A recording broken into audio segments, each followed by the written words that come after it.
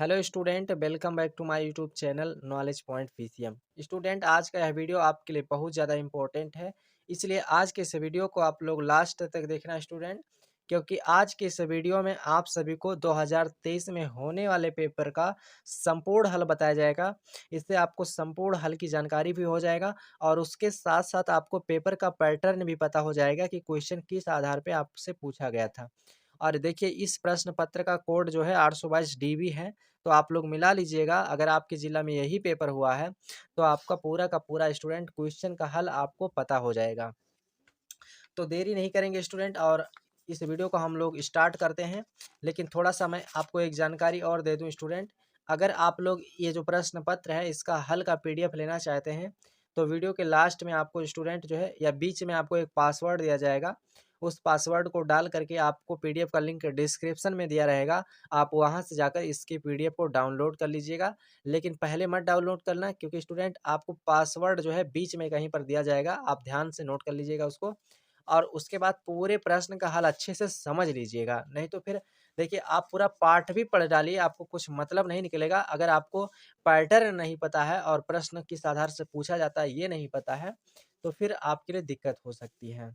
तो चलें आज के इस वीडियो को शुरू करते हैं। देखिए स्टूडेंट, पहले हम विकल्प वाले प्रश्नों को पूरा देखेंगे, उसके बाद जो है हल करने वाले प्रश्न को देखते हैं। आपका खंड आ में पूरे 20 नंबर के विकल्प प्रश्न दिए गए हैं, जिसमें से पहला प्रश्न आपका स्टूडेंट है, किन्हीं दो धनात्मक पूर्णांकों ए और बी के लिए। तो देखिए इसमें 4 ऑप्शन दिए गए थे, तो जिसमें से ऑप्शन जो सही है वो डी वाला ऑप्शन सही है। क्योंकि स्टूडेंट जब किसी भी संख्या के 2 पूर्णांक दिए होते हैं, यानी कोई भी 2 पूर्णांक दिए होते हैं, तो उन दोनों पूर्णांकों का गुणनफल बराबर होता है उस संख्या का लासा गुणे मासा, है ना। यानी इस आधार पे यही ऑप्शन जो है दिया गया था, उसमें यही ऑप्शन सही है और ये ऑप्शन जो है इस फार्मूले के आधार पे बनाया गया है। तो यहाँ पर डी ऑप्शन सही है, इसका नोट कर लेना आप लोग। उसके बाद अगला क्वेश्चन है स्टूडेंट, एक शून्यतर परमेय संख्या एवं अपरमेय संख्या का भागफल होता है। तो देखिए, एक शून्यतर परमेय संख्या एवं अपरमेय संख्या, तो देखिए अगर परमेय संख्या एवं अपरमेय संख्या का हम भाग करें तो हमें क्या प्राप्त होता है, अपरमेय संख्या प्राप्त होता है। ठीक है, तो ऑप्शन में अपरमेय संख्या वाला राइट आंसर होगा आप लोग का, बी वाला ऑप्शन जो है करेक्ट होगा। आप लोग ध्यान से नोट कर लीजिएगा स्टूडेंट। मैं आपको यहाँ से एक बार दिखा भी देता हूँ, यहाँ पर आप देख सकते हैं आपका जो है स्टूडेंट, इसमें ऑप्शन सी दिया गया है, लेकिन ये ऑप्शन सी नहीं सही है, ऑप्शन बी वाला सही है। ठीक है, अपरिमेय संख्या सही होगा। उसके बाद अगला क्वेश्चन आपका 3 नंबर है, इसमें कहा गया है, यदि m बराबर 5 और n बराबर m+7 हो तो अंडर रूट में m² प्लस n स्क्वायर का मान होगा। तो देखिए इसमें कुछ भी नहीं करना है, m का मान 5 दिया गया है, n बराबर m+7 दिया गया है, तो फिर हम n बराबर m+7 लिख देते हैं और m बराबर 5 है, उसके जगह पर इसको रख दिया, तो ये 7 5 12 हो चुका। उसके बाद हमें n का मान भी पता हो चुका है और m का मान भी पता है, तो अब इस करड़ी वाले में हम इसको ला करके रख देते हैं। तो m² प्लस n² और m का मान आपका 5 है, तो 5 का स्क्वायर प्लस n का मान 7 है, तो 7 का स्क्वायर यहाँ पर हो जाएगा 5 × 25 प्लस 12 बढ़ाइए 144, जोड़ने पर 169 होगा और 169 का वर्गमूल 13 होता है। ठीक है स्टूडेंट, तो यहाँ पर आपका ऑप्शन नंबर सी जो है इसका करेक्ट आंसर हो जाएगा। ऑप्शन नंबर जो है आपका सी इसमें राइट आंसर होगा क्वेश्चन नंबर 3 का। उसके बाद स्टूडेंट आपका जो है क्वेश्चन नंबर जो आप अगला देखिएगा, इसमें 4 में बोला गया है, किसी परमेय संख्या के समतुल्य परमेय संख्या होती है तो वो अपरिभाषित होती है, इनफाइनाइट होता है। हम आपको इसका जो है स्टूडेंट इस तरह से प्रश्न में जो बनाया गया है, इसको मैं आपको हल के साथ में जो PDF दूंगा तो आपको इसमें सारा कुछ डिटेल से में लिखा हुआ मिलेगा। तो इसका ऑप्शन नंबर डी सही हो जाएगा। उसके बाद स्टूडेंट अगला क्वेश्चन आपका है, इसमें कहा गया है a1x plus b1y plus c1 बराबर 0 तथा a2x plus b2y plus c2 बराबर 0 दो रैखिक समीकरण हैं। यदि यदि यानी इन दोनों रैखिक समीकरण है, तो यदि इन समीकरण के वैल्यू इस तरह से बनते हैं, यानी इनके अनुपात इस तरह से प्राप्त होते हैं, a1 तीनों आपस में बराबर प्राप्त होता है, a1 a2 b1 b2 c1 c2, इन तीनों का अनुपात बराबर अगर प्राप्त होता है तो ये फार्मूला कौन सी स्थिति को दर्शाता है। तो स्टूडेंट ये जो है हमारा कंडीशन नंबर जो है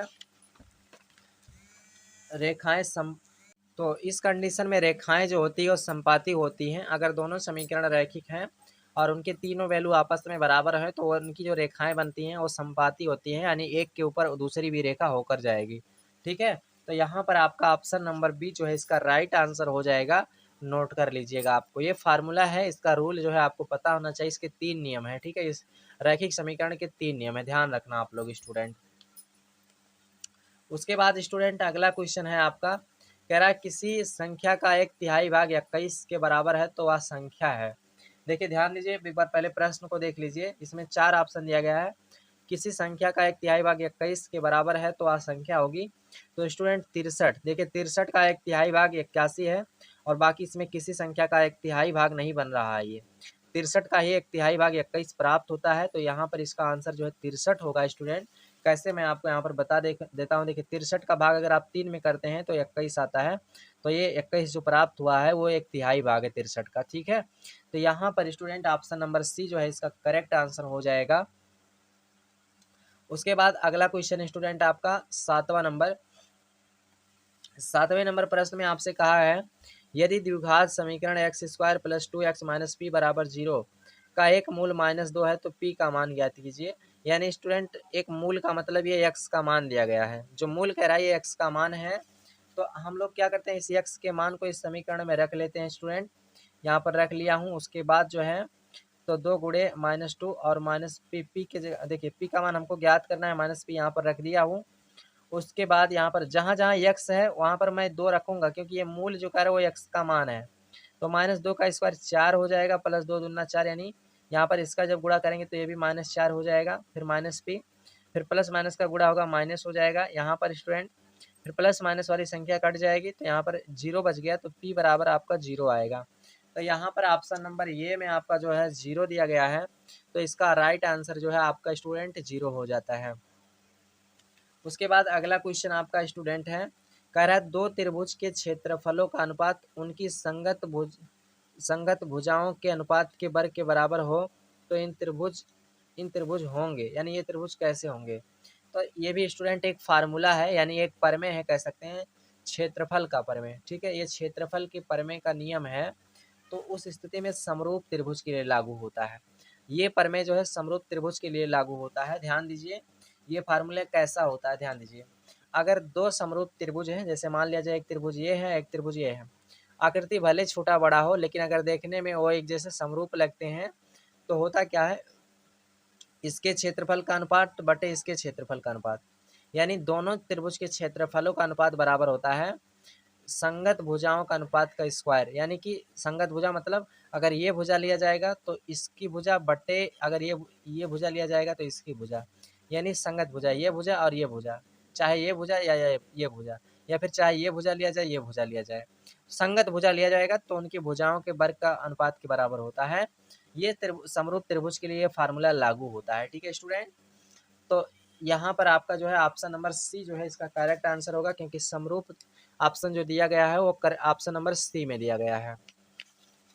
उसके बाद स्टूडेंट क्वेश्चन नंबर 9 पे आते हैं। तो क्वेश्चन नंबर 9 में क्या कहा गया है, एक्स अक्ष पर स्थित एवं बिंदु 2, -5 तथा -2, 9 से समदूरस्थ बिंदु के निर्देशांक होंगे। देखिए ये एक्स अक्ष पर स्थित, तो एक्स अक्ष का निर्देशांक जो है एक्स, 0 हो जाएगा। अगर वाई अक्ष का बोलेगा तो वाई, 0 हो जाएगा। ठीक है, तो यहाँ पर एक्स अक्ष पर ये एक्स अक्ष का निर्देशांक जो है कोई बिंदु है जहाँ पर एक्स अक्ष का निर्देशांक x, 0 है। देखिए तो यहाँ पर एक बिंदु P है और इससे दोनों जो है इस बिंदु से यानी इस निर्देशांक से दो बिंदु जो है एक दूसरे से समदूरस्थ हैं, यानी यहाँ से दोनों समान दूरी पर हैं। ठीक है स्टूडेंट, तो समान दूरी पर है तो यहाँ पर होगा क्या, ध्यान दीजिएगा, इसके बीच की दूरी बराबर इसके बीच की दूरी है ना, और दोनों जगह पर दूरी का सूत्र लग जाएगा। तो दूरी का सूत्र लगने के बाद फार्मूला होता है, दूरी के सूत्र का फार्मूला होता है स्टूडेंट x2 - x1 का होल स्क्वायर, दो बिंदुओं के बीच की दूरी, प्लस y2 - y1 का होल स्क्वायर। ठीक है, ये दूरी का सूत्र होता है। यही फार्मूला मैं यहाँ पर लगाया हूँ। तो देखिए जब यहाँ पर AP की दूरी निकाला हूँ तो x1 y1 और x2 y2 इसको माना गया है, और जब स्टूडेंट जो है BP की दूरी निकालना है तो इसको x1 y1 और इसको x2 y2। ठीक है, अब यहाँ पर मैंने मान रख दिया है। अब मान रख के स्टूडेंट मैं इसको हल कर रहा हूँ। तो ध्यान दीजिए, यहाँ से जब स्टूडेंट जो है हम इन सब का स्क्वायर हटाएंगे तो इसके रूट भी हट जाएंगे, ठीक है। या सिंपली ऐसा भी कर सकते हैं, दोनों बच्चों का यदि आप वर्ग कर देते हैं ना, तो फिर आपका काम बन जाएगा। तो यहाँ पर इसका रूट हट जाएगा, ठीक है। तो यहाँ पर लिख दीजिए दोनों बच्चों का वर्ग करने पर, दोनों बच्चों का वर्ग करने पर, तो यहाँ पर इसका रूट जो है हट जाएगा जब आप वर्ग कर देंगे। तो आपका अंदर यही बचेगा x माइनस 2 का होल स्क्वायर, उसके बाद 0 में 5 जुड़ेगा तो ये 5 का स्क्वायर ही रहेगा स्टूडेंट, बराबर ये आपका x प्लस 2 का होल स्क्वायर रहेगा। उसके बाद प्लस यहाँ पर 0 में से 9 घटेगा तो यहाँ पर माइनस का 9 का स्क्वायर हो जाएगा, ठीक है। उसके बाद स्टूडेंट ध्यान देंगे आप लोग, अब हम लोग इसको तोड़ते हैं, तोड़ेंगे तो कैसा हमारा बनेगा, ये आपका a माइनस बी का होल स्क्वायर का फार्मूला बनेगा, यानी एक्स स्क्वायर प्लस का 2 का स्क्वायर माइनस 2ab, तो 2 गुणे एक्स गुणे 2 है ना, इस तरह से बनेगा। प्लस 55 25 हो जाएगा, बराबर स्टूडेंट ये भी वही फार्मूला एक्स प्लस बी का होल स्क्वायर यानी ए प्लस बी का होल स्क्वायर बनेगा। तो ये हो जाएगा एक्स स्क्वायर प्लस 2 का स्क्वायर स्टूडेंट, उसके बाद प्लस 2ab, तो 2 गुणे एक्स गुणे 2, ठीक है। उसके बाद प्लस 9 9 81 और माइनस माइनस प्लस हो जाएगा, ठीक। अब ध्यान दीजिए उसके बाद एक्स स्क्वायर दोनों तरफ से कट जाएगा और ये 2 दूना 4 हो जाएगा माइनस का, उसके बाद स्टूडेंट और ये आपका क्या हो जाएगा, माइनस का ये हो जाएगा 4 2 दूना 4 माइनस का 4x हो जाएगा, बराबर ये भी 2 दूना 4 हो जाएगा और प्लस का 4x हो जाएगा, प्लस का 4x हो जाएगा ये भी। उसके बाद स्टूडेंट यहाँ पर आपका जो है ये 9 9 81 है तो इसको 81 लिखा जाएगा। अब उसके बाद देखिए 4 से 4 भी दोनों तरफ से कट जाएगा, फिर इस x को इस तरफ लाएंगे, ठीक है।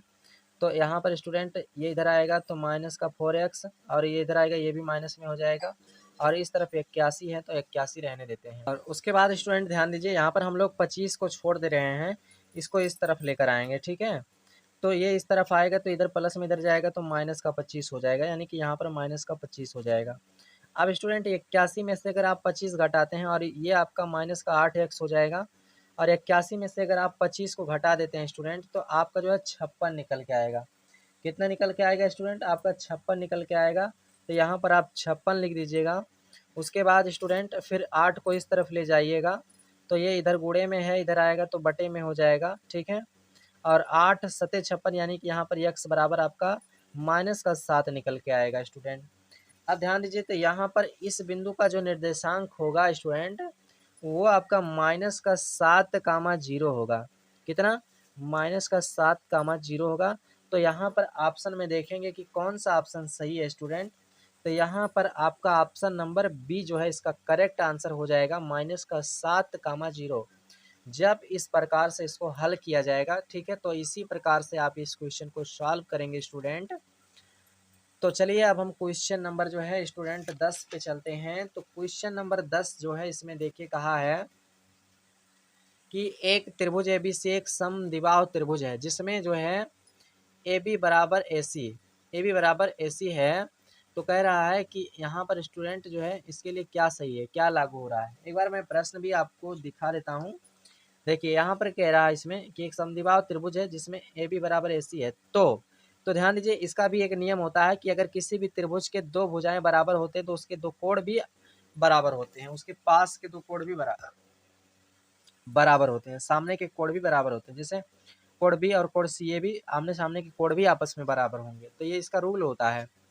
तो यहाँ पर स्टूडेंट इस प्रश्न का जो ऑप्शन है वो ऑप्शन नंबर स्टूडेंट जो है सी अलग करेक्ट हो जाएगा, कोण बी बराबर कोण सी। अब उसके बाद स्टूडेंट क्वेश्चन नंबर 11 को देखिएगा। क्वेश्चन नंबर 11 में क्या कहा है, इसमें कहा है एक त्रिभुज एबीसी में ए बी बराबर 6√3 सेमी है और ए सी बराबर 12 सेमी है और बी सी बराबर 6 सेमी है, तो कोण बी का मान क्या होगा। यानी इसमें आपको कोण बी का मान पूछ रहा है, यहाँ पर कोण बी। तो ध्यान दीजिए स्टूडेंट, वैसे इसका शर्त जो होता है आप देख के भी बता सकते हैं कि अगर किसी भी समकोण त्रिभुज में यहाँ पर स्टूडेंट उसकी जो लंब भुजा है ए बी जो है उसका मान 6√3 है और ए सी यानी जो कर्ण है उसका मान 12 सेंटीमीटर है और आधार जो है जो 6 सेंटीमीटर है। तो यहाँ पर अगर पाइथागोरस प्रमेय लागू होता है, आपको पता है कि पाइथागोरस प्रमेय का सूत्र है कर्ण का स्क्वायर बराबर लंब का स्क्वायर धन आधार का स्क्वायर। अगर स्टूडेंट दो भुजाओं के वर्गों का योग जो है तीसरी भुजा के वर्ग के बराबर आता है तो समझ जाइए कि वो त्रिभुज समकोण त्रिभुज है। तो समकोण त्रिभुज में कोण बीज जो जहाँ पर होगा वो 90 अंश की कंडीशन में होगा। तो स्टूडेंट वहाँ पर कोण बी जो होगा वो 90 अंश होगा। यहाँ पर जो है ऑप्शन नंबर बी जो है क्वेश्चन नंबर 11 का जो है सही होगा। यहाँ पर क्वेश्चन नंबर जो है स्टूडेंट 11 का जो ऑप्शन नंबर बी है वो करेक्ट हो जाएगा। अब उसके बाद स्टूडेंट अगला क्वेश्चन पे ध्यान देना। अगला क्वेश्चन आपका है क्वेश्चन नंबर 12 जो कहा है, इसमें कह रहा है एक समबाहु त्रिभुज एबीसी की भुजा 2a है। यानी एक समबाहु त्रिभुज है जिसकी भुजा जो है 2a है, उसके प्रत्येक शीर्ष लंब की लंबाई ज्ञात कीजिए। देखिए यहाँ पर एक त्रिभुज एबीसी हमने बनाया, ये समबाहु त्रिभुज है, यानी समबाहु का मतलब जिसकी प्रत्येक भुजाएं बराबर हों। तो यहाँ पर इसकी प्रत्येक भुजाएं बराबर हैं स्टूडेंट। और शीर्षलंब का मतलब जो बीच में होता है वही उसी को शीर्षलंब कहते हैं। तो शीर्षलंब दोनों के लिए समान होगा। अगर हम किसी के एक के लिए ज्ञात कर लेते हैं तो दोनों के लिए हमारा वही होगा। तो आप ध्यान दीजिए, यहाँ पर ये भुजा 2a है, ये भी भुजा 2a है। यहाँ पर कह रहा है कि भुजा 2a है, तो ध्यान दीजिए, तो प्रत्येक शीर्षलंब की लंबाई ज्ञात करना, यानी यही आपको सीधा भुजा जो है ज्ञात करना है। तो यहाँ पर हम स्टूडेंट दो त्रिभुज बन रहा है उसको पहले लिख लेते हैं। एक त्रिभुज हमारा एडीबी बन रहा है, एडीबी बन रहा है, और दूसरा हमारा एडीसी बन रहा है, एडीसी बन रहा है। तो हम कोई एक त्रिभुज ले रहे हैं, ध्यान दीजिए, मैं एक त्रिभुज एडीबी ले रहा हूँ, यानी इस तरफ वाला त्रिभुज ले रहा हूँ। और इस त्रिभुज में मैं पाइथागोरस प्रमेय लागू करता हूँ। लेकिन पाइथागोरस प्रमेय लागू करने के बाद स्टूडेंट हमें पहले ये चीज़ ध्यान देना है कि ये जो लंब है एडी, ये इस बीसी भुजा को दो बराबर भागों में डिवाइड कर रहा है। तो अगर पूरा 2a है तो इसका मतलब आधा भुजा a हो जाएगा। तो आधा भुजा a और ये भी a, और दोनों को जोड़ा जाएगा तो 2a हो जाएगा। और बाकी इस भुजा का मान 2a दिया है, हमें इसी एडी भुजा का मान यानी इसी शीर्षलंब का मान ज्ञात करना है। तो यहाँ पर मैं पाइथागोरस प्रमेय लगा दिया हूँ। और उसके बाद स्टूडेंट कर्ण हमारा 2a है, देख लीजिए कर्ण हमारा 2a है, आधार हमारा ये है। तो हम यहाँ पर स्टूडेंट मान रख लिया हूँ, ठीक है। तो यहाँ पर ये रखा, और लंब जो है यानी शीर्षलंब एडी हमको ज्ञात करना है। और मान रखने के बाद हमने इसको 2a का स्क्वायर लगाया, a का स्क्वायर लगाया, एडी का स्क्वायर लगाया, ये हमारा 4a स्क्वायर हो जाएगा बराबर एडी का स्क्वायर प्लस a स्क्वायर हो जाएगा। फिर उसके बाद a स्क्वायर इस तरफ प्लस में इधर आएगा माइनस में हो जाएगा, इसमें से घटाया जाएगा 3a स्क्वायर हो जाएगा। उसके बाद स्टूडेंट बराबर एडी स्क्वायर है, एडी स्क्वायर, फिर 3 इसमें से घटाएंगे 3a स्क्वायर आ जाएगा, फिर इस तरफ एडी स्क्वायर बचेगा। उसके बाद स्टूडेंट इस तरफ से स्क्वायर हटाएंगे तो इस तरफ अंडर रूट लग जाएगा, फिर स्क्वायर से अंडर रूट कट जाएगा। उसके बाद स्टूडेंट एडी बराबर यहाँ पर स्क्वायर से अंडर रूट हटेगा, यानी कि केवल ये से हटेगा, लेकिन 3 से नहीं हटेगा, ध्यान रखना आप लोग, क्योंकि 3 का स्क्वायर नहीं है, केवल ये का स्क्वायर है। तो ये से जो है ये का वर्गमूल हो जाएगा तो वो बाहर हो जाएगा, और अंडर रूट 3 जो है अंदर रहेगा। तो यहाँ पर ऑप्शन नंबर जो है ये सही होगा, क्योंकि ये अंडर रूट 3 जो है ऑप्शन नंबर ये में दिया गया है। तो आप एक बार देख सकते हैं स्टूडेंट, इस जो है क्वेश्चन नंबर जो है 12 का जो ऑप्शन सही है वो है आपका ए नंबर, ठीक है। तो इसको नोट कर लीजिएगा आप लोग। उसके बाद अब क्वेश्चन नंबर जो है स्टूडेंट आ जाइए आप लोग किस पर, जो है क्वेश्चन नंबर 13 पे देखिए। तो क्वेश्चन नंबर 13 में देख लीजिए, इसमें क्या कहा गया है। कह रहा है यदि साइन ए बराबर कॉस हो तो ये का मान ज्ञात कीजिए। तो साइन ए बराबर कॉस मैंने लिख लिया। अब आपको पता है, देखिए अगर मैं कास ये को उस तरफ लेकर जाऊं तो इस तरफ हमारा गुणा एक छिपा हुआ है, तो हमारा एक यहाँ पर बच जाएगा, और इसको इस तरफ लाएंगे तो ये इधर गुणे में इधर बटे में हो जाएगा। उसके बाद स्टूडेंट ध्यान से समझेंगे, साइन ये बटे कास ये हमारा एक फार्मूला होता है, जब आप त्रिकोणमिति पढ़ लेंगे तो आपको पता हो जाएगा। तो टेन ये यहाँ पर ये साइन ये बटे कास ये टेन ये में बदल जाएगा फार्मूले के आधार पे। तो यहाँ पर आपका बराबर एक बचेगा। अब आपको पता है इधर टेन है तो इधर भी टेन ही लगाना पड़ेगा, और एक हमारा जो है वो टेन 45 अंश का मान होता है स्टूडेंट। तो टेन 45 अंश का मान जो है एक होता है यहाँ पर, इसलिए हम एक की जगह पर टेन 45 रख दिया है। तो ए दोनों तरफ से कट जाएगा, ए बराबर आपका 45 अंश निकल के आएगा। तो यहाँ पर स्टूडेंट अब हम 45 जो है देखते हैं किस ऑप्शन में दिया गया है। तो ऑप्शन सी में दिया गया है 45 अंश। तो यहाँ पर स्टूडेंट इसका जो है ऑप्शन सी जो है इसका करेक्ट आंसर हो जाएगा। यहाँ पर आप देख सकते हैं इसका ऑप्शन सी जो है करेक्ट आंसर हो जाएगा। उसके बाद अगला क्वेश्चन है ये बराबर 30 अंश है तो 1 + tan स्क्वायर ये बटे 1 + cot स्क्वायर ये का मान ज्ञात करना है आपको। तो ध्यान देना स्टूडेंट आप लोग, यहाँ पर a बराबर 30 अंश मैंने इसको लिख लिया। अब इसके जहाँ पर ये लिखा है वहाँ पर 30 अंश हमको रखना पड़ेगा। तो 1 + tan स्क्वायर 30 अंश बटे 1 + cot स्क्वायर 30 अंश, ये के जगह पर मैंने 30 अंश लिख लिया। उसके बाद स्टूडेंट आगे हल करेंगे तो 1 प्लस अब tan 30 अंश का मान 1/√3 होता है, यहाँ पर रख दिया। फिर cot 30 अंश का मान √3 होता है, इसकी जगह पे भी मैंने रख दिया। उसके बाद फिर 1 प्लस 1/√3 का स्क्वायर, यानी ये हो जाएगा 1/3, इसका स्क्वायर करेंगे तो यानी रूट हट जाएगा। उसके बाद प्लस 1 प्लस √3 का स्क्वायर, यहाँ पर भी 3 हो जाएगा। उसके बाद स्टूडेंट इसका जब हम हल करेंगे तो 3 एक 3 और 1 4 हो जाएगा बटे 3, फिर 1 प्लस 3, 3 1 4 हो जाएगा। इसके नीचे कुछ नहीं, बटा 1 कर दिया हूँ स्टूडेंट। अभी अंदर अंदर गुणा, बाहर बाहर गुणा हो जाएगा, यानी कि स्टूडेंट जो है आपका इसका गुणा इसमें हो जाएगा, इसका गुणा इसमें हो जाएगा, तो 4 गुणे 1 और 3 गुणे 4, 4 से 4 कट गया तो बराबर 1/3 आ जाएगा। अब 1/3 जो है आपका दिया ऑप्शन नंबर डी में, तो स्टूडेंट ऑप्शन नंबर डी में जो है इसका 1/3 ऑप्शन दिया गया है, तो यही वाला इसका करेक्ट आंसर हो जाएगा, इसका राइट आंसर हो जाएगा। उसके बाद स्टूडेंट अब जो है आप क्वेश्चन नंबर 15 पे ध्यान देंगे। क्वेश्चन नंबर 15 में बोला गया है, इसमें कहा गया है यदि एक गोले की त्रिज्या को दुगना कर दिया जाए तो उसके पृष्ठीय क्षेत्रफल में होने वाली प्रतिशत वृद्धि होगी। प्रतिशत वृद्धि यहाँ पर आपको ज्ञात करना है, तो ध्यान दीजिए। सबसे पहले यहाँ पर आपको एक ध्यान देना है, कह रहा है एक गोले की त्रिज्या, यानी कि पहले देखिए, पहले एक गोले की त्रिज्या थी तो ये पूर्व हो गया, और कह रहा जब इस गोले की त्रिज्या को दुगना कर दिया जाए, तो यानी जब दुगना कर दिया जाएगी तो यानी इस त्रिज्या का दुगना हो जाएगा, तो पहले r था तो बाद में ये 2r हो जाएगा। तो यहाँ पर दो कंडीशन बनता है, देखिए ये पहला शर्त है, जब त्रिज्या r है तो पृष्ठीय क्षेत्रफल 4πr² होगा, क्योंकि गोले का क्षेत्र पृष्ठीय क्षेत्रफल 4πr² होता है। और जब स्टूडेंट कह रहा है, ध्यान दीजिए, जब त्रिज्या दुगना कर दिया जाए, तो जब त्रिज्या दुगना करेंगे तो त्रिज्या बराबर 2r लिखा जाएगा, उसमें 2 का गुणा हो जाएगा। समझ में आई बात?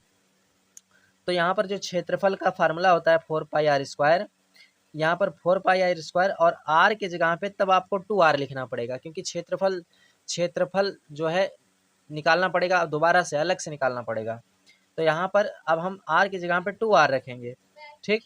तो यहाँ पर 4π गुणे और ये 2 दूना 4 और r² लिखा जाएगा, और इसका भी गुणा करेंगे तो 4 चौके 16πr² हो जाएगा, ठीक है। अब उसके बाद ध्यान से समझिए स्टूडेंट, क्षेत्रफल में कितना वृद्धि हुआ, पहले के क्षेत्रफल में और दुगुना होने के बाद उसके क्षेत्रफल में कितना वृद्धि हुआ। अब ध्यान दीजिए, तो हम क्या करेंगे, जो है स्टूडेंट बाद वाले में से पहले वाले को घटा देंगे, तो 4πr² को हम 16πr² में से घटा देंगे तो 12πr² निकल के आएगा। तो ये इतना हमारा क्षेत्रफल में वृद्धि हो गया। लेकिन यहाँ पर अभी आपको प्रतिशत में ज्ञात करने के लिए बोला गया है, तो प्रतिशत में ज्ञात करने के लिए आपको क्या करना पड़ेगा, यहाँ पर एक फार्मूला लगाना पड़ेगा, प्रतिशत में वृद्धि है ना, यानी क्षेत्रफल का प्रतिशत में वृद्धि जो है निकालना पड़ेगा। तो उसके बराबर फार्मूला होता है वृद्धि बटे पूर्व वाला क्षेत्रफल, यानी कि वृद्धि कितने का हुआ है और बटे पहले कितना क्षेत्रफल था, गुणे 100, प्रतिशत का मतलब 100 होता है। तो वृद्धि कितने का हुआ है, 12πr² निकल के आया है, यहाँ पर आप देख सकते हैं, यहाँ पर देख सकते हैं। उसके बाद स्टूडेंट बटे में पूर्व वाला क्षेत्रफल, तो पूर्व वाला क्षेत्रफल 4πr² गुणे 100। अब उसके बाद यहाँ पर काटेंगे 4 तिहाई 12, यानी 3 आ जाएगा, पाई से पाई कट गया, r² से r कट गया, और यहाँ पर स्टूडेंट 3 बचा, यहाँ पर 100 बचा, तो इसका गुणा 300 में हो जाएगा, 3 में हो जाएगा तो 300 यहाँ पे निकल के आएगा। अब ये जो 300 दिया गया है वो आपका ऑप्शन नंबर सी में दिया गया है स्टूडेंट, तो यहाँ पर इसका जो करेक्ट आंसर हो जाएगा वो ऑप्शन नंबर सी जो है करेक्ट आंसर हो जाएगा। इस प्रकार से आप इस क्वेश्चन को सॉल्व करेंगे स्टूडेंट। आशा करते हैं आपको इस क्वेश्चन का हल समझ में आ चुका होगा। उसके बाद अब हम अगला क्वेश्चन देखते हैं। अगला क्वेश्चन है स्टूडेंट, दो वृत्तों के व्यासों का अनुपात 4:9 है, वृत्तों की परिधियों में अनुपात होगा। कह रहा है दो वृत्तों के व्यासों का अनुपात 4:9 है, वृत्तों की परिधियों में अनुपात होगा, यानी यहाँ पर व्यासों का अनुपात दिया है, अब आपको परिधि का अनुपात बताना है। तो देखिए सबसे पहले क्या करना है यहाँ पर आपको स्टूडेंट, ये भी सिंपल सा है, ये तो और आसान है स्टूडेंट। देखिए यहाँ पर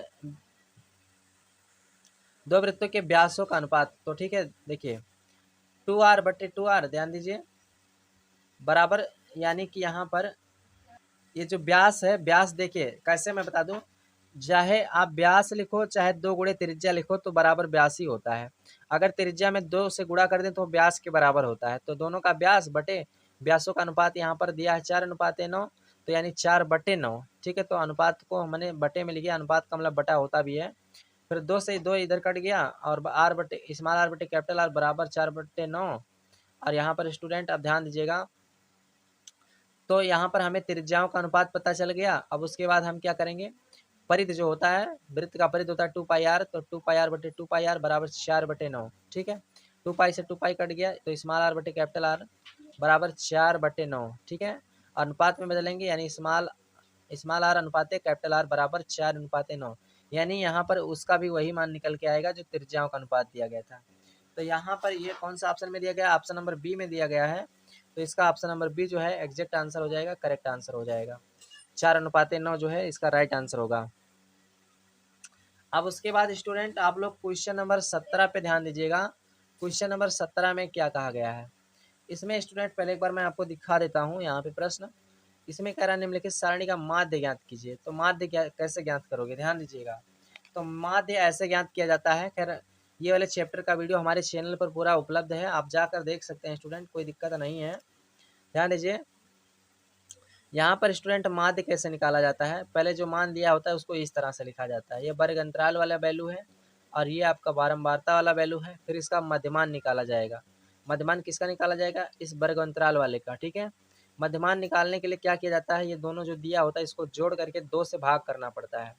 तो 0 और 2 जुड़ेगा तो 2 ही रहेगा, फिर 2 में भाग करेंगे 1 आ जाएगा। फिर इसको जोड़ेंगे 2 से भाग करेंगे 3 आ जाएगा। इसको जोड़ेंगे 2 से भाग करेंगे 5 आ जाएगा। इसको जोड़ेंगे 2 से भाग करेंगे 7 आ जाएगा। इसको जोड़ेंगे 2 से भाग करेंगे 9 आ जाएगा। ठीक है स्टूडेंट, उसके बाद फिर एफ और एक्स का गुणा करेंगे, यानी बारंबारता वाले का और जो है मध्यमान वाले का हम लोग क्या करेंगे, गुणा करेंगे। तो यहाँ पर इसका गुणा 3 एक 3, फिर 3 एक 3, 5 25, 7 28, 9 7 63। ठीक है, उसके बाद फिर स्टूडेंट इसको जोड़ा जाएगा। तो इसको एफ एक्स यानी एफ एक्स का जो गुणा हुआ है इसको जोड़ा जाएगा, तो सिग्मा एफ एक्स बराबर लिखा जाएगा। इसको जोड़ने के बाद स्टूडेंट 122 आएगा। फिर इसको जोड़ा जाएगा सिग्मा एफ लिख करके, तो यहाँ पर ये इसको जोड़ने के बाद 20 आ जाएगा। ठीक है, अब उसके बाद यहाँ पर माध्य निकालने का फार्मूला होता है सिग्मा एफ एक्स बटे सिग्मा एफ। तो सिग्मा एफ एक्स का मान 122 है और सिग्मा एफ का मान 20 है, तो यहाँ पर 122 बटे 20 बराबर आपका जो है स्टूडेंट 6.1 निकल के आ जाएगा। तो यहाँ पर इसका आंसर जो है 6.1 हो जाएगा। इस तरह से ये आपका जो है क्वेश्चन नंबर 17 भी सॉल्व हो जाता है। उसके बाद स्टूडेंट अगला क्वेश्चन आपका है 18 नंबर। इसमें कहा है किसी बारंबारता बंटन का माध्य 24.1 है और बहुलक 28 है, तो उसका माध्यक होगा। उसका माध्यक क्या होगा, माध्यक बताइए आप लोग। तो ध्यान दीजिए स्टूडेंट, बहुलक बराबर होता है, इसका एक फार्मूला होता है, बहुलक बराबर होता है 3 माध्यक -2 माध्य। ठीक है, तो यहाँ पर माध्य आपका 24.1 दिया गया है और माध्यक बहुलक आपका 28 दिया गया है। तो यहाँ पर बहुलक की जगह पर 28 दिया तो 28 लिख लिया। उसके बाद यहाँ पर आपको माध्यक ज्ञात करना है, यानी इस चीज़ को ज्ञात करना है आपको। तो यहाँ पर मैंने उसको छोड़ दिया। उसके बाद -2 गुणे माध्य आपका कितना दिया है, माध्य आपका 24.1 दिया है, 24.1 लिख लिया हूँ। फिर 28 बराबर 3 गुणे माध्यक बराबर इसका गुणा करेंगे तो 48.2 आ जाएगा। फिर उसके बाद स्टूडेंट इसको इस तरफ लेकर आते हैं, या चाहे इसको इस तरफ लेकर आते हैं, तो इधर माइनस में इधर आएगा तो प्लस में हो जाएगा, और इसको इधर इस तरफ लाए हैं, इसको इस तरफ लाएं तो प्लस में हो गया और ये अपने जगह पे है। तो 28 प्लस 48.2 हो जाएगा। उसके बाद स्टूडेंट जोड़ने के बाद इसको जोड़ेंगे तो 76.2 हो जाएगा। फिर बराबर 3 गुणे माध्यक है, माध्यक बराबर 3 इधर गुणे में इधर आएगा, बटे में हो जाएगा। तो 76.2 में 3 से भाग करेंगे तो 25.4 आएगा, और जो 25.4 है वो आपका विकल्प नंबर सी में दिया गया है। तो अब आप देख सकते हैं स्टूडेंट यहाँ पर जो है किस ऑप्शन में दिया गया है, एक बार देख लिया जाए इसको। विकल्प नंबर सी में दिया गया है, तो इसका यही राइट आंसर हो जाएगा। उसके बाद स्टूडेंट जो है अगला क्वेश्चन आपका जो है, ध्यान देंगे अगला क्वेश्चन आपका जो है 19 नंबर क्वेश्चन में कह रहा है बारंबारता बंटन में बहुलक वर्ग ज्ञात कीजिए। तो बहुलक वर्ग ध्यान दीजिए, बहुलक वर्ग ज्ञात करने के लिए आपको क्या करना पड़ता है, बारंबारता की जो अधिकतम संख्या होती है उसके लाइन वाली जो संख्या होगी वही बहुलक वर्ग होगा। सबसे अधिकतम बहुलक यहाँ पर 23 है और 23 वाली लाइन में जो है 20 से 30 है ना। तो यहाँ पर 20 से 30 वाला जो है बहुलक वर्ग होगा, यानी इसका ऑप्शन जो है स्टूडेंट आपका जो है करेक्ट जो होगा वो क्या होगा, बी होगा। उसके बाद अगला क्वेश्चन है स्टूडेंट माध्य माध्यक एवं बहुलक के बीच संबंध होता है यानी सूत्र होता है। तो इस फार्मूले को अभी आपने लगाया है जस्ट स्टूडेंट। बहुलक बराबर होता है 3 माध्य माइनस 2 माध्य। ठीक है, तो ध्यान रखना ये फार्मूला है आप सभी का स्टूडेंट। तो विकल्प वाले सारे प्रश्न स्टूडेंट खत्म हो चुके हैं। अब हम लोग आ चुके हैं आपके जो है क्वेश्चन नंबर जो है एक में यानी कि खंड बा में आ चुके हैं। अब खंड बा का पहला क्वेश्चन आपका है, यदि कास स्क्वायर 45 माइनस 1 बराबर कॉस थीटा हो तो थीटा का मान ज्ञात कीजिए। तो चलिए हम लोग इस प्रश्न को सॉल्व करना शुरू करते हैं स्टूडेंट। तो देखिए यहाँ पर क्या करेंगे आप लोग, कैसे इसको सॉल्व करेंगे। यहाँ पर आपका दिया है 2 कास स्क्वायर 45 अंश माइनस 1 बराबर कॉस थीटा है। तो आपको थीटा का मान पता करना है।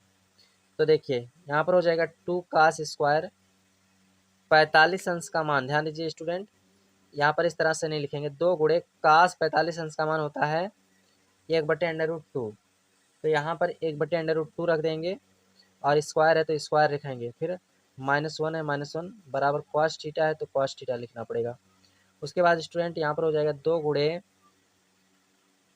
1/√2 यानी √2 का स्क्वायर जो करेंगे तो यहाँ पर 2 आ जाएगा और 2 से 2 कट जाएगा। -1 है -1 बराबर कॉस थीटा तो कॉस थीटा लिखा जाएगा। उसके बाद यहाँ पर 1 बचा तो 1 -1 बराबर कॉस थीटा है तो कॉस थीटा लिखेंगे।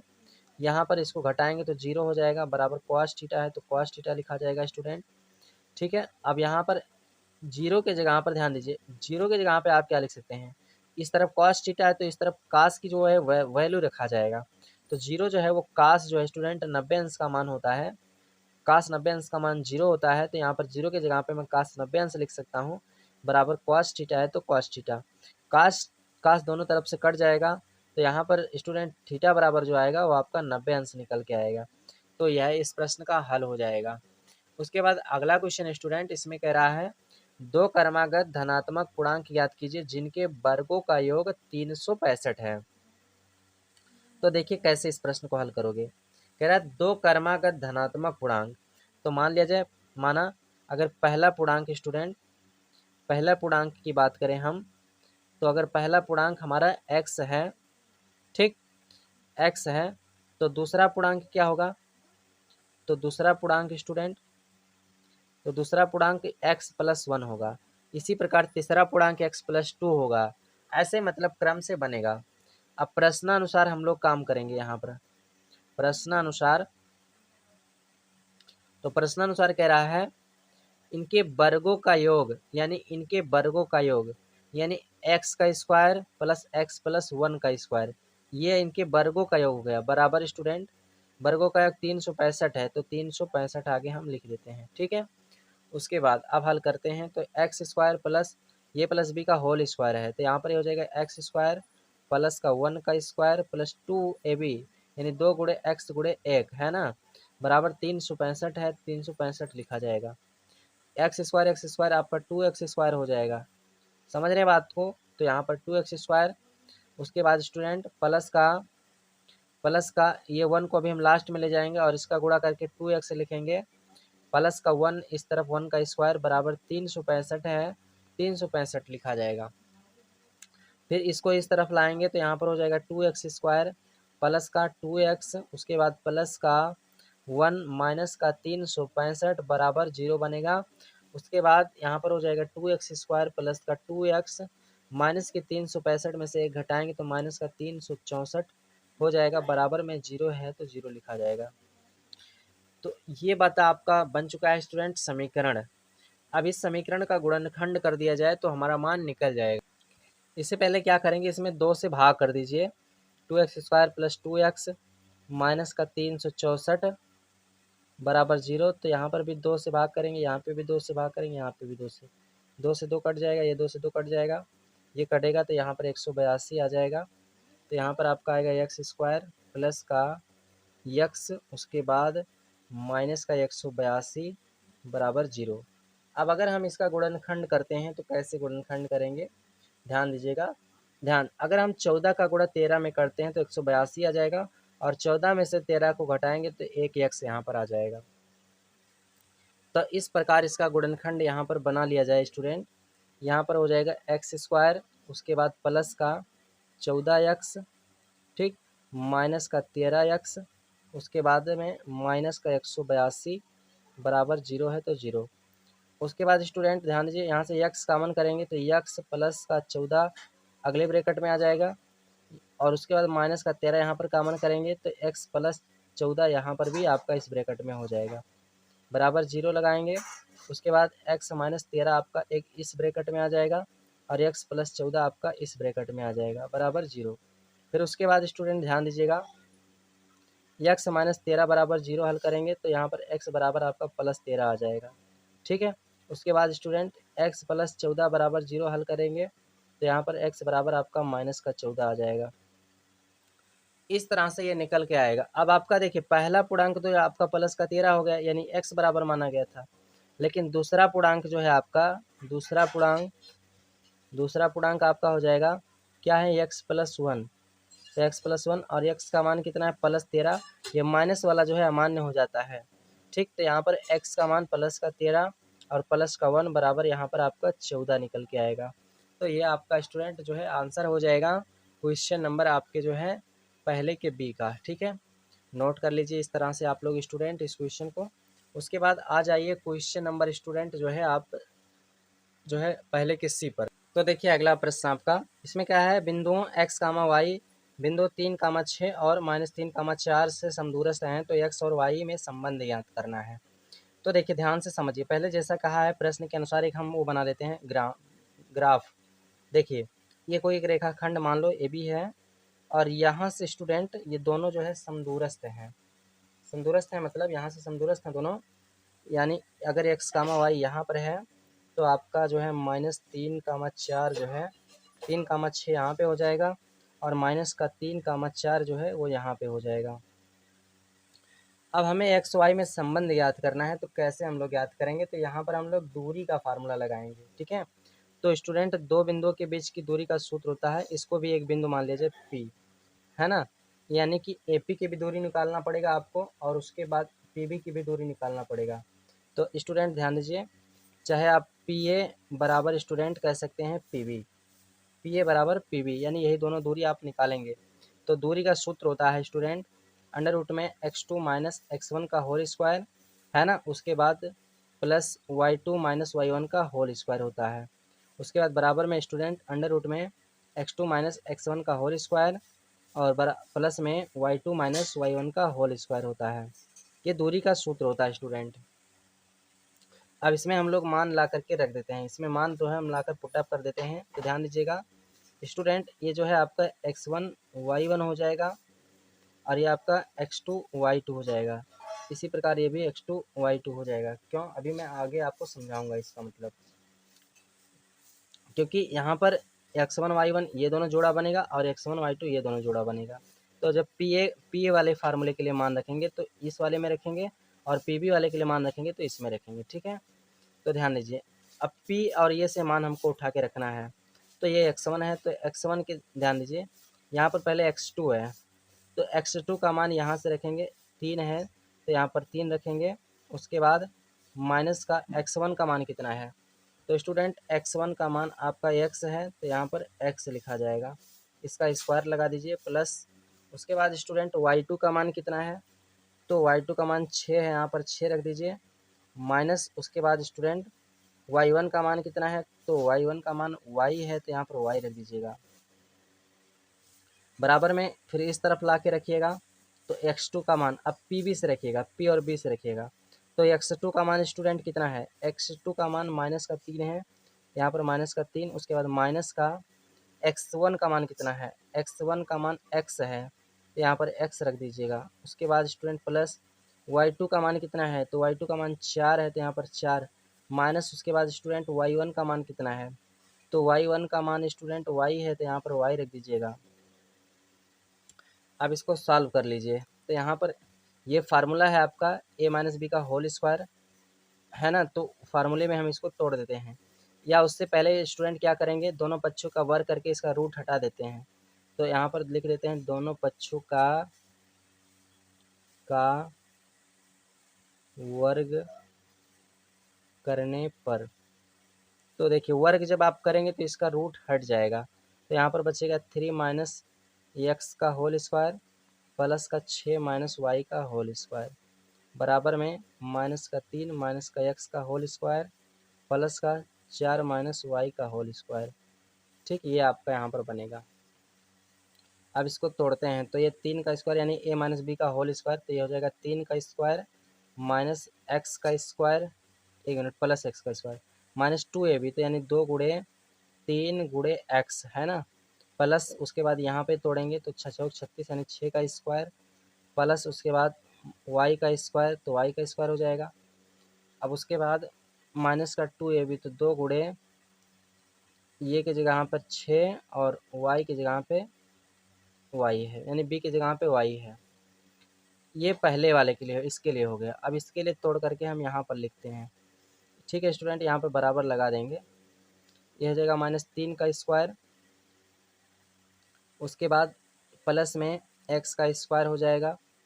ठीक, उसके बाद में माइनस का 2ab, तो ध्यान दीजिए 2 गुणे, यहाँ पर हो जाएगा 2 गुणे स्टूडेंट, तो यहाँ पे भी मान रखिया जाए 2ab है ना। उसके बाद तो ए की जगह पे माइनस का 3 और गुणे बी की जगह पे आपका एक्स है प्लस का, इसको भी तोड़िए तो यहाँ पर स्टूडेंट 4 का स्क्वायर हो जाएगा, उसके बाद प्लस का वाई का स्क्वायर हो जाएगा, फिर उसके बाद माइनस का 2ab, तो यानी 2 गुणे 4 गुणे वाई। ठीक है, ये यहाँ पर बनेगा। उसके बाद ध्यान दीजिए स्टूडेंट, ये देखिए एक्स स्क्वायर दोनों तरफ से कट जाएगा। ठीक है, प्लस में दोनों तरफ कट जाएगा, ये हो जाएगा 3 त्रिका 9। ठीक, और उसके बाद यहाँ पर माइनस का ये हो जाएगा 3 दूना 6x, ये कितना हो जाएगा 6x हो जाएगा। लेकिन ध्यान दीजिए स्टूडेंट, प्लस का यहाँ पर ये 3 की जगह पे 6 लिखना चाहिए था हमको, 6 दूसरे वाले फार्मूले में 6 का स्क्वायर बनना चाहिए। तो ये 3 त्रिका 9 और ये हो जाएगा 3 दूना 6 माइनस का 6x, उसके बाद प्लस का यहाँ पर स्टूडेंट प्लस का 36 हो जाएगा, प्लस का 36 प्लस का वाई स्क्वायर है तो वाई स्क्वायर लिखा जाएगा। और ध्यान दीजिए वाई स्क्वायर स्क्वायर भी दोनों तरफ से कट जाएगा, ये भी प्लस प्लस में है, तो यहाँ पर वाई स्क्वायर लिखने की कोई आवश्यकता ही नहीं है हमको। यहाँ पर फिर हम लिखेंगे माइनस का, यह हो जाएगा 6 दूना 12y माइनस का 12y, उसके बाद बराबर स्टूडेंट ये माइनस का 3 त्रिका 9 हो जाएगा, माइनस माइनस प्लस, और ये माइनस माइनस प्लस 3 दूना 6x हो जाएगा, प्लस का 6x हो जाएगा। उसके बाद स्टूडेंट ये 4 चौक के 16 प्लस का 16 हो जाएगा, उसके बाद माइनस का ये हो जाएगा 4 दूना 8y, ये हमारा प्राप्त होता है। अब उसके बाद क्या करेंगे, इन सबको पक्षांतर करके इस तरफ लाएंगे, या फिर आप चाहें तो स्टूडेंट 9 9 भी दोनों तरफ से काट सकते हैं। ठीक है, और फिर यहाँ पे बचा माइनस का 6x, और इस भी 6x को इस तरफ लाएंगे, ये भी इधर आएगा, माइनस का 6x हो जाएगा, इधर प्लस में है क्योंकि। अब उसके बाद ध्यान दीजिए स्टूडेंट 8y को भी इस तरफ लाते हैं, माइनस का 12y, और 8y को इस तरफ लाएंगे तो यहाँ पर प्लस का 8y हो जाएगा। उसके बाद स्टूडेंट बराबर में इस तरफ आपका 16 बच रहा है, तो यहाँ पर 16 और 36 को इस तरफ लाएंगे तो माइनस का 36 हो जाएगा। अब उसके बाद स्टूडेंट ये माइनस का 12x हो जाएगा। ठीक है, ये कितना हो जाएगा 12x हो जाएगा, माइनस का 12x हो जाएगा। उसके बाद में स्टूडेंट 12y में से 8y निकल जाएगा, तो यहाँ पर माइनस का 4y बचेगा, और उसके बाद बराबर में माइनस के 36 में से 16 घटा दीजिएगा, तो यहाँ पर माइनस का 20 बचेगा। फिर उसके बाद यहाँ पर स्टूडेंट माइनस का हम जो है 4 कामन कर लेते हैं, तो यहाँ पर आपका 3x बचेगा, और उसके बाद में यहाँ पर केवल y बचेगा, और बराबर में माइनस का 20 है, इस तरफ तो 20 बच जाएगा। उसके बाद फिर इसको इस तरफ ले आते हैं, तो 3x प्लस का y बराबर माइनस का 20 बटे माइनस का 4 कट जाएगा, तो 5 चौके 20 यानी यहाँ पे 5 आ जाएगा। 3x प्लस वाई बराबर 5 निकल के आ जाता है यहाँ पर स्टूडेंट। तो यहाँ पर स्टूडेंट यही इसका राइट आंसर हो जाएगा, यही संबंध हो जाएगा इसका। तो क्वेश्चन नंबर जो है आपका ये पहले का सी भी हल हो चुका है। अब उसके बाद हम लोग अगले क्वेश्चन पे चलते हैं स्टूडेंट। अगला क्वेश्चन आपका ये रहा, देखिए इसमें कहा है एक लंबवृत्तीय शंकु के आधार की त्रिज्या 3.5 सेमी है तथा ऊंचाई 12 सेमी है, तो शंकु की तिर्यक ऊंचाई ज्ञात कीजिए। यानी स्टूडेंट पहले आपको क्या करना है, यहाँ पर एक शंकु बना लेना है।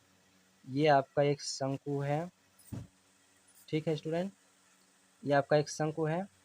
तो कह रहा है वृत्तीय शंकु के आधार की त्रिज्या, यानी कि इसके आधार की त्रिज्या जो है वो 3.5 सेमी है, 3.5 सेमी है।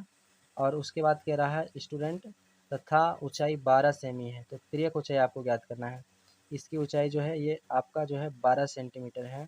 कितना है, 12 सेंटीमीटर है। तो आपको कह रहा है इसकी ऊंचाई ज्ञात करो, यानी तिर्यक ऊंचाई आपको ज्ञात करना है। तो शंकु के तिर्यक ऊंचाई का सूत्र होता है, ध्यान दो, पहले यहाँ पर देख लो h का मान दिया गया है 12 सेंटीमीटर और स्टूडेंट आधार की त्रिज्या यानी r का मान दिया गया है 3.5 सेंटीमीटर, ठीक है।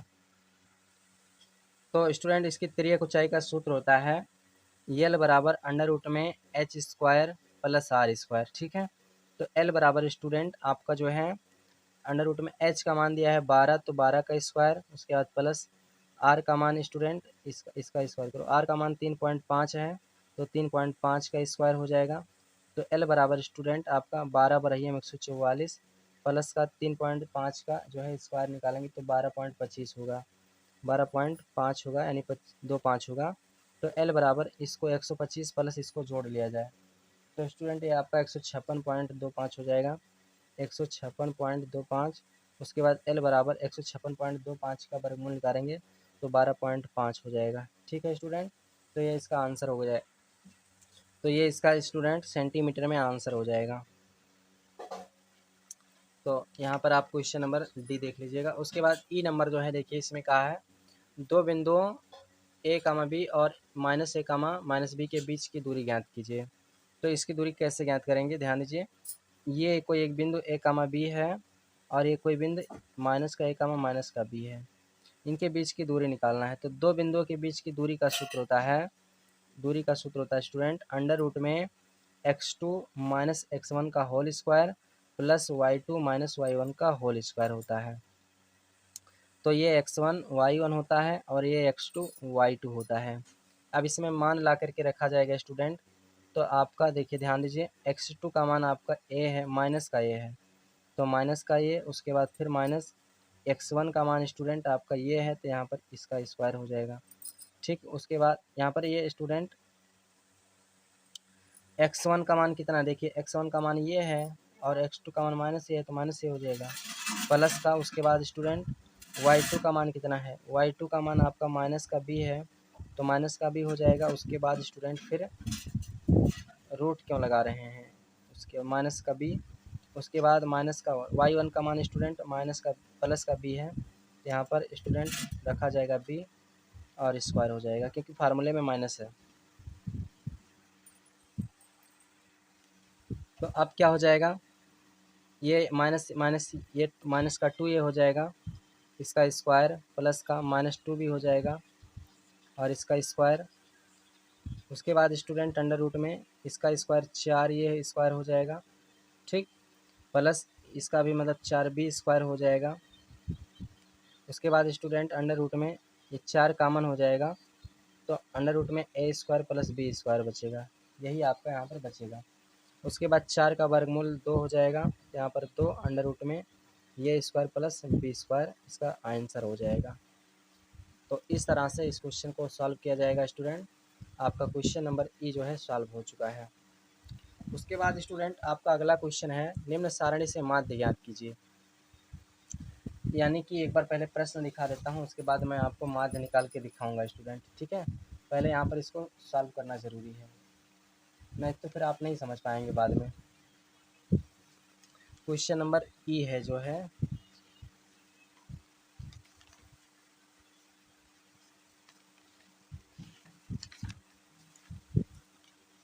यहाँ पर आप देख सकते हैं, ठीक है। इसी से हमको माध्य ज्ञात करना है। ई नहीं एफ है सॉरी स्टूडेंट, एफ है आपका, एफ है। तो देखिए पहले इसको मैं खड़ा खड़ा लिख लेता हूँ, इस तरह से लिख लिया हूँ, ठीक है। अब हमें पहले मध्यमान निकालना पड़ेगा। तो मध्यमान कैसे निकाला जाता है, जो वर्ग अंतराल वाली मान होता है इसमें दो जोड़ करके 2 से भाग करना पड़ता है। 10 और 0 को जोड़ेंगे, उसके बाद यहाँ पर आपका जो है 10 ही रहेगा, भाग करेंगे 2 से 5 आ जाएगा स्टूडेंट। 10 और 20 और 10 30 हो जाएगा, भाग करेंगे आपका 15 हो जाएगा। 30 20 50 हो जाएगा, भाग करेंगे 25 हो जाएगा। उसके बाद स्टूडेंट 40 30 70 हो जाएगा, भाग करेंगे 35 हो जाएगा। 50 40 90 हो जाएगा, भाग करेंगे 45 आ जाएगा। फिर अब एफ और एक्स का गुणा करेंगे तो ये हो जाएगा 5 तिहाई 15, फिर 15 दुहाई में 150, यहाँ पर 150 हो जाएगा। तो फिर और उसके बाद फिर 11 और 25 का गुणा कर लीजिए तो 275 आ जाएगा, यहाँ पर 275। फिर 35 और 9 का गुणा कर लीजिए तो यहाँ पर आपका 315 आ जाएगा। उसके बाद फिर 45 और 7 का गुणा कर लीजिए तो ये भी 315 आ जाएगा, ठीक है। इस तरह से ये निकल के आ जाएगा स्टूडेंट। उसके बाद अब क्या करेंगे, इसको जोड़ लेंगे तो ये सिग्मा एफ एक्स के बराबर लिखा जाएगा, और इसको जोड़ लेंगे तो ये सिग्मा एफ के बराबर लिखा जाएगा। इसको जोड़ने के बाद स्टूडेंट यहाँ पर जो है आपका 40 आएगा, और इसको जोड़ने के बाद स्टूडेंट यहाँ पर आपका जो है 1070 आएगा, ठीक है, जोड़ने के बाद इसको पूरा। अब माध्य का सूत्र होता है, तो माध्य एक्स बार बराबर होता है सिग्मा एफ एक्स बटे सिग्मा एफ होता है स्टूडेंट, ठीक है। अब स्टूडेंट इसमें हम लोग मान रख लेते हैं, तो यहाँ पर स्टूडेंट ध्यान दीजिएगा, आपका इसका मान जो है वो 1070 है। उसके बाद बटे में इसका मान 40 है, 0 से 0 कट जाएगा, 107 में स्टूडेंट 4 से भाग कर दीजिएगा तो 26.75 निकल के आएगा। तो इसका ये आंसर हो जाएगा। इस तरह से ये क्वेश्चन भी आपका सॉल्व हो चुका है। इस तरह से आप लोग इस क्वेश्चन को हल करेंगे। उसके बाद अब हम लोग स्टूडेंट अगले क्वेश्चन पे आ चुके हैं। अगला क्वेश्चन हमारा देखिए, तो स्टूडेंट देखिए ये क्वेश्चन जो है वो आपका रचना वाले चैप्टर से है। किससे, आपका जो अध्याय नंबर 11 है, अध्याय नंबर 11 जो है उस अध्याय से ये प्रश्न है। तो रचना वाला प्रश्न हल करने के लिए स्टूडेंट आपको लंगड़ा पटरी प्रकार का ज़रूरत पड़ता है। तो अब इस वीडियो में तो आप ऐसा करेंगे, आप प्रश्नावली जो है अध्याय 11 के पूरे प्रश्नावली को हमने हल कर दिया है। आपको वीडियो का प्लेलिस्ट मिल जाएगा, ठीक है, प्लेलिस्ट जो है आपको मिल जाएगा, उसमें जा कर के आप प्लेलिस्ट में इस क्वेश्चन को ढूंढ लेना और हल कर लेना। अब उसके बाद स्टूडेंट हम आते हैं अगले क्वेश्चन पे। अगला क्वेश्चन हमारा है, इसमें कहा है कि 2x + 3y बराबर 11 और 2x - 4y बराबर -24 का हल कीजिए और इसमें यम का मान ज्ञात कीजिए। तो स्टूडेंट सबसे पहले यहाँ पर आपको क्या करना है, आपको यम का मान जो है इस वाले समीकरण की मदद से ज्ञात हो पाएगा, ठीक है। तो इस वाले समीकरण की मदद से जब ज्ञात हो पाएगा तो सबसे पहले आपको x और y का मान पता होना चाहिए, तभी ज्ञात हो पाएगा। तो देखिए इसके लिए क्या करोगे आप लोग, ध्यान से समझ लीजिए स्टूडेंट। यहाँ पर हम इन दोनों समीकरण को विलोपन मेथड से हल कर लेते हैं, ठीक है। जैसे यहाँ पर इसको इस तरह से हल करेंगे, 2x + 3y बराबर 11 है तो 11 लिखो। उसके बाद फिर 2x - 4y बराबर में -24 है तो उसको लिखो। उसके बाद स्टूडेंट अब इसको हल कर लीजिए। तो कैसे आप इसको हल करेंगे, ध्यान दीजिए स्टूडेंट। यहाँ पर हम जो है समीकरण 1 में से 2 को घटा देते हैं, ठीक है, घटाने पर, ठीक। तो घटाएंगे तो यहाँ पर स्टूडेंट जैसे है, यहाँ पर प्लस है तो यहाँ पे माइनस हो जाएगा, यहाँ पर माइनस है तो यहाँ पर प्लस हो जाएगा, ठीक है। उसके बाद यहाँ पर माइनस है, यहाँ पर माइनस है तो यहाँ पर भी प्लस हो जाएगा। समझ में आई बातें आपको। अब हम लोग क्या करते हैं, इसी के आधार पे काम कर लेते हैं। तो ये आपका कैंसिल हो जाएगा और 4x 4y प्लस का 4y 3y 7y हो जाएगा ये आपका, बराबर में प्लस का 24 और 11 स्टूडेंट ये आपका जो है 35 हो जाएगा। तो यहाँ पे 35 लिखा जाएगा। उसके बाद y बराबर ये 7 इधर आएगा, बटे में हो जाएगा तो 35/7 हो जाएगा, 7 × 5 = 35, यानी यहाँ पर y बराबर आपका 5 निकल के आएगा स्टूडेंट। y का मान कितना निकल के आएगा, 5 निकल के आएगा। अब y का मान ज्ञात हो चुका है तो x का मान भी ज्ञात करना पड़ेगा आपको। तो स्टूडेंट आप लोग क्या करेंगे, यहाँ पर आप जो है इस y के मान को समीकरण 1 में रख दीजिए। यहाँ पर लिख लीजिए y का मान समीकरण 1 में रखने पर, 1 में रखने पर, तो समीकरण एक क्या है स्टूडेंट? समीकरण एक जो है आपका वो है 2x प्लस का 3y बराबर में 11 है, तो 11 लिखा जाता है।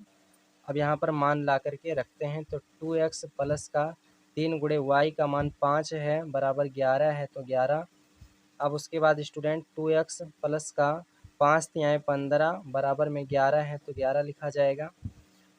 15 को इस तरफ लाएंगे तो 2x बराबर 15 इस तरफ आएगा, तो माइनस का 15 हो जाएगा स्टूडेंट। उसके बाद 2x बराबर 15 में से घटा दीजिएगा, तो यहाँ पर ये आपका माइनस का 4 आ जाएगा। उसके बाद x बराबर 2 को इस तरफ लाएंगे तो माइनस का 4/2 काट देंगे तो माइनस का 2 निकल के आएगा। माइनस का 2 यानी x का मान जो आएगा वो माइनस का 2 निकल के आया। अब इन दोनों मान को स्टूडेंट हम लोग क्या करते हैं, उस वाले समीकरण में ले जाकर रख देते हैं जिसकी मदद से हमको यम का मान ज्ञात करना है। ठीक है स्टूडेंट, तो देखिए यहाँ पर आपका ये समीकरण y बराबर mx प्लस 3, तो यहाँ पर लिख लेते हैं y बराबर mx प्लस 3। y का मान आपका जो है स्टूडेंट कितना आया है, y का मान 5 आया है, तो यहाँ पर 5। उसके बाद बराबर में यम का मान ज्ञात करना है, गुणे x का मान माइनस का 2 है, माइनस का 2 प्लस का 3 है। उसके बाद 5 बराबर में 3 इस तरफ आएगा, इधर प्लस में इस तरफ आएगा तो माइनस में हो जाएगा, बराबर में इधर आपका माइनस का 2m हो जाएगा। 5 में से 3 घटाएंगे तो 2 आ जाएगा, बराबर में माइनस का 2m है, तो m बराबर माइनस का 2/2 कट जाएगा, बराबर माइनस का 1 निकल के आएगा। तो m का मान कितना आ गया, माइनस का 1 निकल के आया स्टूडेंट, तो यही इसका आंसर हो जाएगा। अब आप जो है इस क्वेश्चन को नोट कर लीजिए, क्वेश्चन नंबर दूसरे का जो बी है इसको इस तरह से आप लोग हल करेंगे। तो आप देखिए इसको कैसे सॉल्व कीजिएगा। चलिए ध्यान दीजिए स्टूडेंट, आप लोग इसको सॉल्व करने का तरीका देखिए। इसमें कहा यदि कोई रेखा एक त्रिभुज ABC की भुजाओं AB और AC को क्रमशः D और E पर प्रतिच्छेद करे तो भुजा भुजा स्टूडेंट BC के समांतर हो तथा भुजा BC के समांतर हो, तो सिद्ध कीजिए कि AD बटे AB बराबर AE बटे AC। यही आपको इस प्रश्न में सिद्ध करना है। तो सबसे पहले यहाँ पर आप एक त्रिभुज ABC बना लीजिए स्टूडेंट। यहाँ पर हमने एक त्रिभुज ABC बना लिया है स्टूडेंट, और उसके बाद ध्यान दीजिए इसका नाम भी दे देते हैं ABC, और उसके बाद इस BC के समांतर एक भुजा हम DE खींच देते हैं। ठीक है, एक भुजा हमने DE यहाँ पर खींच दिया, यानी कि उसको कह रहा है प्रतिच्छेद करता है, DE पर प्रतिच्छेद करे, है ना। तो ध्यान दीजिएगा स्टूडेंट, कह रहा है तो सिद्ध करना है AD यानी AD बटे AB बराबर AE बटे AC, यही सिद्ध करना है इस प्रश्न में। तो ध्यान दीजिए स्टूडेंट, यहाँ पर कैसे आप हल करोगे, प्रश्नानुसार हम लोग इसको हल करते हैं। ध्यान दीजिएगा, ध्यान दीजिए। अब देखिए इसमें सबसे पहले हमारा जो है DE के समांतर BC भुजा दिया है, तो हम इसको लिखेंगे, क्या लिखेंगे कि DE समांतर हमारा है, कौन सी भुजा है, BC है, तो इसको हम लिख लेते हैं। उसके बाद अब इसमें किसी भी त्रिभुज में अगर एक भुजा के समांतर दूसरी भुजा दिया है तो वहाँ पर थेल्स प्रमेय लागू होता है, तो यहाँ पर हम थेल्स प्रमेय लगा देते हैं स्टूडेंट, थेल्स प्रमेय से। ठीक, तो थेल्स प्रमेय लगाएंगे, तो थेल्स प्रमेय में क्या होता है, संगत भुजाओं का अनुपात, है ना, यानी AD बटे DB लिखा जाएगा, यही थेल्स प्रमेय कहता है। AD बटे DB बराबर होगा, किसके बराबर, AE बटे AC के होगा, AE बटे EC के होगा। तो यहाँ पर इसको मैंने लिखा।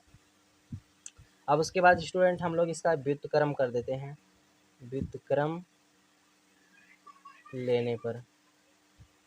ठीक, तो व्युत्क्रम लेते हैं इसका हम लोग, तो व्युत्क्रम लेंगे तो हम DB को ऊपर ले जाएंगे और AD को नीचे लाएंगे। ठीक है, बराबर में EC को ऊपर ले जाएंगे और AE को क्या करेंगे, नीचे लेकर आएंगे, तो मैंने इसको नीचे ले आया। उसके बाद स्टूडेंट क्या करेंगे, इसके दोनों पक्ष में हम लोग 1 जोड़ देते हैं, दोनों पक्ष में 1 जोड़ने पर, दोनों पक्षों में 1 जोड़ने पर, तो स्टूडेंट जोड़ देते हैं हम लोग डी बटे ए डी प्लस 1 बराबर ई बटे ए प्लस 1। ठीक, तो उसके बाद जब इसको हम सॉल्व करेंगे तो लिख सकते हैं D B plus A D, है ना। उसके बाद बटे में ए डी लिख सकते हैं, समझ रहे हैं स्टूडेंट। उसके बाद बराबर में इसको सॉल्व करेंगे तो इसको लिख सकते हैं ई सी प्लस ए ई, बटे में ए ई है तो ए ई लिखा जाएगा। अब उसके बाद स्टूडेंट ध्यान दीजिए D B plus A D, D B plus A D इसके बराबर ए बी है तो इसके जगह पे ए बी लिखा जाएगा। उसके बाद बटे ए डी है तो ए डी लिखा जाएगा, बराबर ए सी प्लस ए ई। देखिए ध्यान दीजिए ए सी प्लस ए ई इसके जगह पे ए सी लिख सकते हैं, तो ए सी बटे ए ई। इतना बातें आपको समझ में आ चुका होगा स्टूडेंट। अब उसके बाद पुनः व्युत्क्रम कर देते हैं, पुनः व्युत्क्रम करने पर, तो पुनः व्युत्क्रम करेंगे तो ए डी ऊपर चला जाएगा, ए बी नीचे चला जाएगा, बराबर ए ई बटे में ए सी नीचे चला आएगा। तो यही इस प्रश्न में हमको सिद्ध करना था स्टूडेंट, हमारा जो है सिद्ध हो चुका है। आप देख सकते हैं स्टूडेंट हमें जो चीज़ सिद्ध करना था वो चीज़ हमारा सिद्ध होके आ चुका है। तो इस क्वेश्चन को आप इस तरह से सॉल्व करेंगे। उसके बाद स्टूडेंट अगला क्वेश्चन है आपका, कह रहा एक भिन्न 1/3 हो जाता है कब, जब उसके अंश से 1 घटाया जाता है और वह 1/4 हो जाता है जब उसके हर में 8 जोड़ दिया जाता है। तो आपको उस भिन्न को ज्ञात करना है। तो देखिए पहले यहाँ पर स्टूडेंट कैसे हल करोगे इसको ध्यान से समझना, ये क्वेश्चन काफ़ी ज़्यादा इम्पोर्टेंट भी है। पहले यहाँ पर आप एक भिन्न मान लीजिए, माना भिन्न जो है, माना भिन्न, तो भिन्न किस टाइप का होता है, x बटे वाई के रूप में होता है। तो ये भिन्न आपका जो है x बटे वाई हो जाएगा, है माना भिन्न x बटे वाई है। अब ध्यान दीजिए यहाँ पर प्रश्न अनुसार आपको काम करना है, प्रश्न अनुसार, प्रश्न अनुसार आपको क्या काम करना है स्टूडेंट। कह रहा हुआ 1/3 हो जाता है जब उसके अंश से 1 घटाया जाता है। तो अंश ये है, हर ये है, ठीक है, अंश ऊपर वाला होता है, हर नीचे वाला होता है। तो अंश से 1 घटाना है तो 1 माइनस एक्स माइनस 1 बटे वाई बराबर, अब ये कितना हो जाता है, 1/3 हो जाता है। ठीक है स्टूडेंट, अब इसको हम सॉल्व कर लेते हैं। तो इसका गुणा इसमें होगा, इसका गुणा इसमें होगा, तो ये हो जाएगा y बराबर में 3x माइनस का 3। समझ में आई बात स्टूडेंट। उसके बाद 3 को इस तरफ ले आइए, y को इस तरफ ले आइए, तो यहाँ पर हो जाएगा +3 बराबर में 3x माइनस का y। उसके बाद 3x माइनस का y बराबर 3, इसको समीकरण 1 बना दो। उसके बाद अगला कंडीशन है स्टूडेंट, वह 1/4 हो जाता है जब उसके हर में 8 जोड़ दिया जाता है, यानी हर में अब की बार 8 जोड़ देना है। तो x बटे वाई प्लस 8 बराबर ये कितना हो जाता है, 1/4 हो जाता है। तिरछा गुणा कर देते हैं स्टूडेंट। तो अब तिरछा गुणा अगर हम करेंगे तो इसका गुणा इसमें, इसका गुणा इसमें, तो ये हो जाएगा 4x।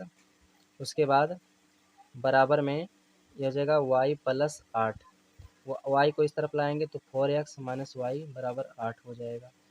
ठीक है स्टूडेंट। उसके बाद स्टूडेंट अब आप क्या करेंगे, यहाँ पर इसको समीकरण 2 मान लीजिए। अब समीकरण 2 मान चुके हैं तो अब आपको क्या करना है, समीकरण 1 और 2 की मदद से इस प्रश्न को सॉल्व कर लेना है। ठीक है, तो चलिए ध्यान दीजिए, घटा देते हैं हम लोग। घटाएंगे, कैसे घटाएंगे, ध्यान दीजिए, जो है हम लोग किस में से घटा दें, 2 में से 1 को घटाएंगे, समीकरण 2 माइनस 1 से। ठीक, तो यहाँ पर आपका 4x माइनस का y बराबर 8 है। उसके बाद ये आपका 3x माइनस का y बराबर में 3 है। ठीक है, घटाएंगे तो आपका जो है चिन्ह बदलेगा, यहाँ पर प्लस है, यहाँ पे माइनस, यहाँ पे माइनस है, यहाँ पे प्लस, यहाँ पे भी माइनस है, प्लस है, यहाँ पे भी माइनस हो जाएगा। उसके बाद ध्यान दीजिए तो ये आपका कैंसिल हो जाएगा, और 4x में से 3x जाएगा, 1x बचेगा बराबर में। उसके बाद 8 में से माइनस का 3 जाएगा, यहाँ पर 5 बचेगा। तो यहाँ पर x का मान जो आएगा स्टूडेंट वो आपका कितना आएगा, x का मान जो आएगा वो आपका +5 निकल के आएगा। ठीक है, अब यहाँ पर आपको y का मान भी पहले ज्ञात करना पड़ेगा, तब फिर आपका जो है भिन्न ज्ञात होगा। तो इस x के मान को आप जो है एक समीकरण में एक में रख दीजिए। यहाँ पर लिख देता हूँ x का मान समीकरण एक में क्या करेंगे, रखने पर। तो चलिए रख लेते हैं हम लोग। तो स्टूडेंट ध्यान दीजिए, समीकरण 1 क्या है, 3x माइनस का y बराबर 3 है। तो यहाँ पर स्टूडेंट 3 गुणे x का मान 5 है, माइनस का y बराबर 3 है। 5 3 15, माइनस का y बराबर 3 है। तो माइनस का y बराबर 15 को इस तरफ लाएंगे तो 3 माइनस का 15 हो जाएगा।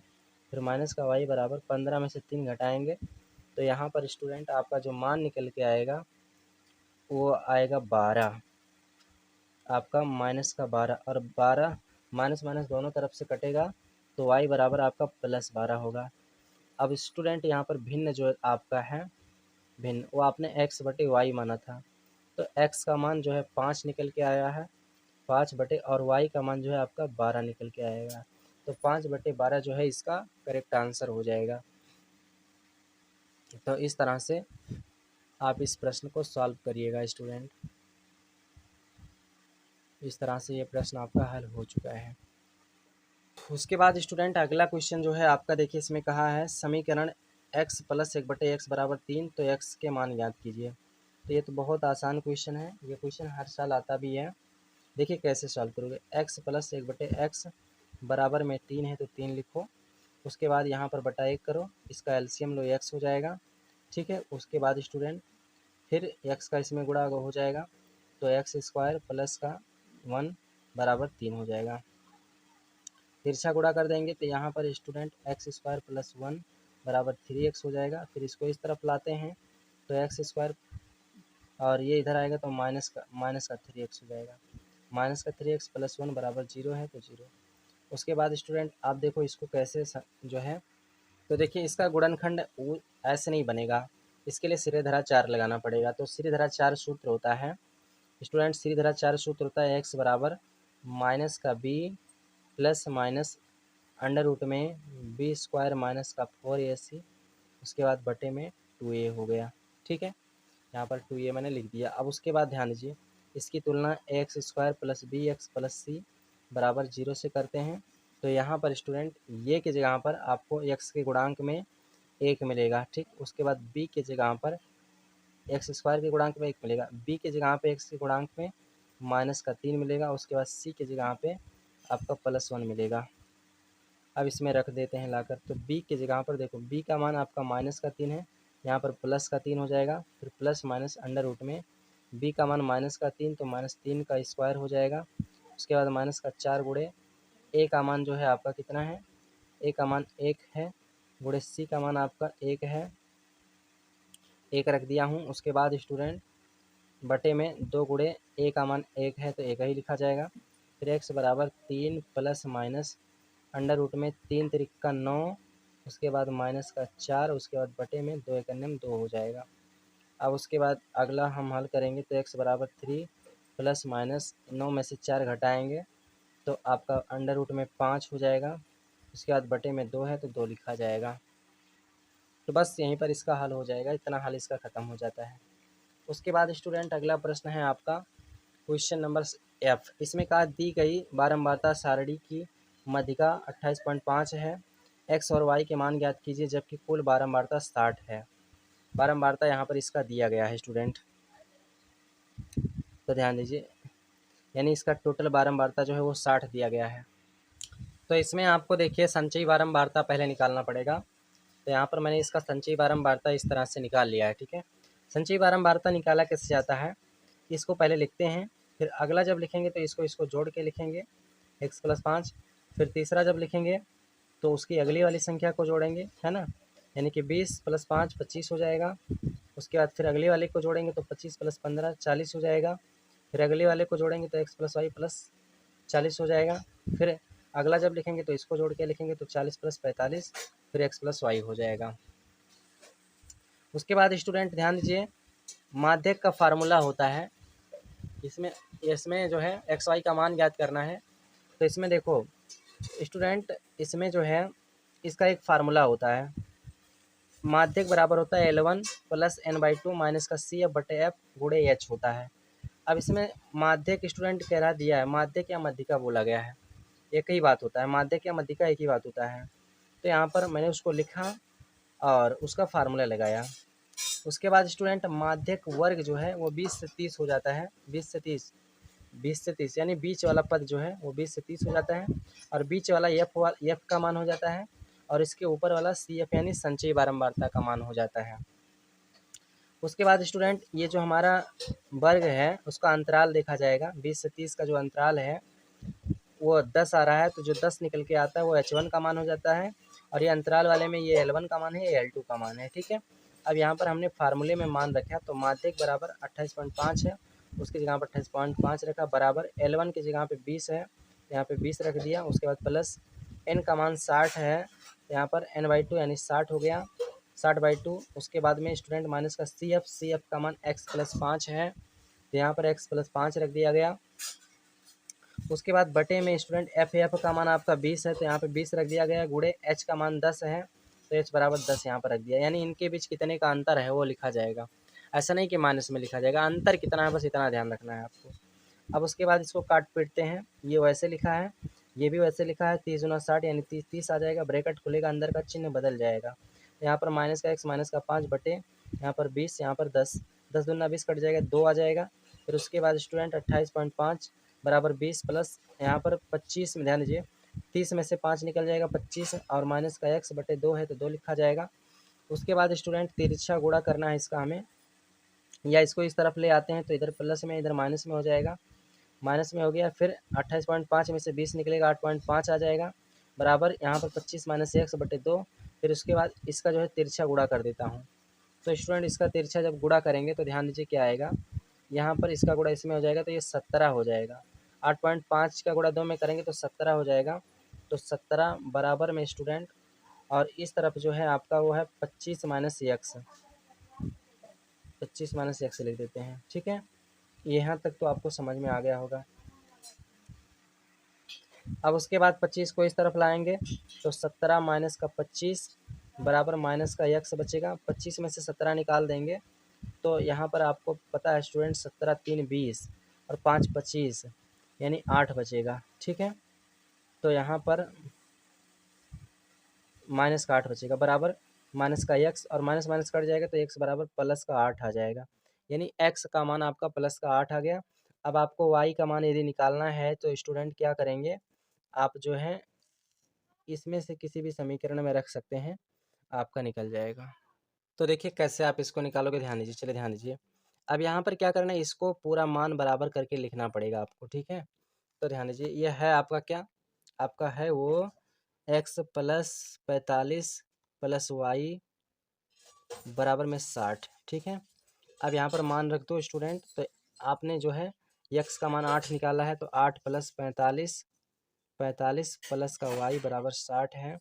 उसके बाद 45 और 8, 8 5 13, यानी कि ये आपका 53 हो जाएगा, है ना, तो 53। उसके बाद प्लस का y बराबर 60 है। उसके बाद स्टूडेंट y इज इक्वल 60 इधर आएगा, माइनस का 53 हो जाएगा, फिर y बराबर 60 में से 53 को घटाएंगे स्टूडेंट, तो आपका जो है 7 निकल के आएगा, तो y का मान आपका जो है 7 निकल के आएगा, यही इसका आंसर हो जाएगा। तो इस तरह से यह क्वेश्चन सॉल्व किया जाएगा, आपका क्वेश्चन नंबर जो है F, इस तरह से। तो अगला प्रश्न स्टूडेंट है, इसमें कह रहा है दो घनों जिनमें से प्रत्येक का आयतन 64 सेमी क्यूब है के संलग्न फलकों को मिलाकर एक ठोस बनाया जाता है, प्रत्येक घनाभ का पृष्ठीय क्षेत्रफल ज्ञात कीजिए, यानी प्राप्त घनाभ का पृष्ठीय क्षेत्रफल ज्ञात कीजिए। इसमें कह रहा है दो घन है जिनको जोड़ करके एक घनाभ बनाया जाता है। ठीक है, और इनका आयतन इन जो घन है इनका आयतन जो है 64 सेमी क्यूब है, तो आपको कह रहा है इस घनाभ का पृष्ठीय क्षेत्रफल ज्ञात करना है स्टूडेंट। तो ध्यान दीजिए, सबसे पहले आपको यहाँ पर क्या करना है स्टूडेंट, जो यहाँ पर घन का आयतन दिया है, पहले इसकी आयतन की मदद से पहले इसकी भुजा निकाल लिया जाए।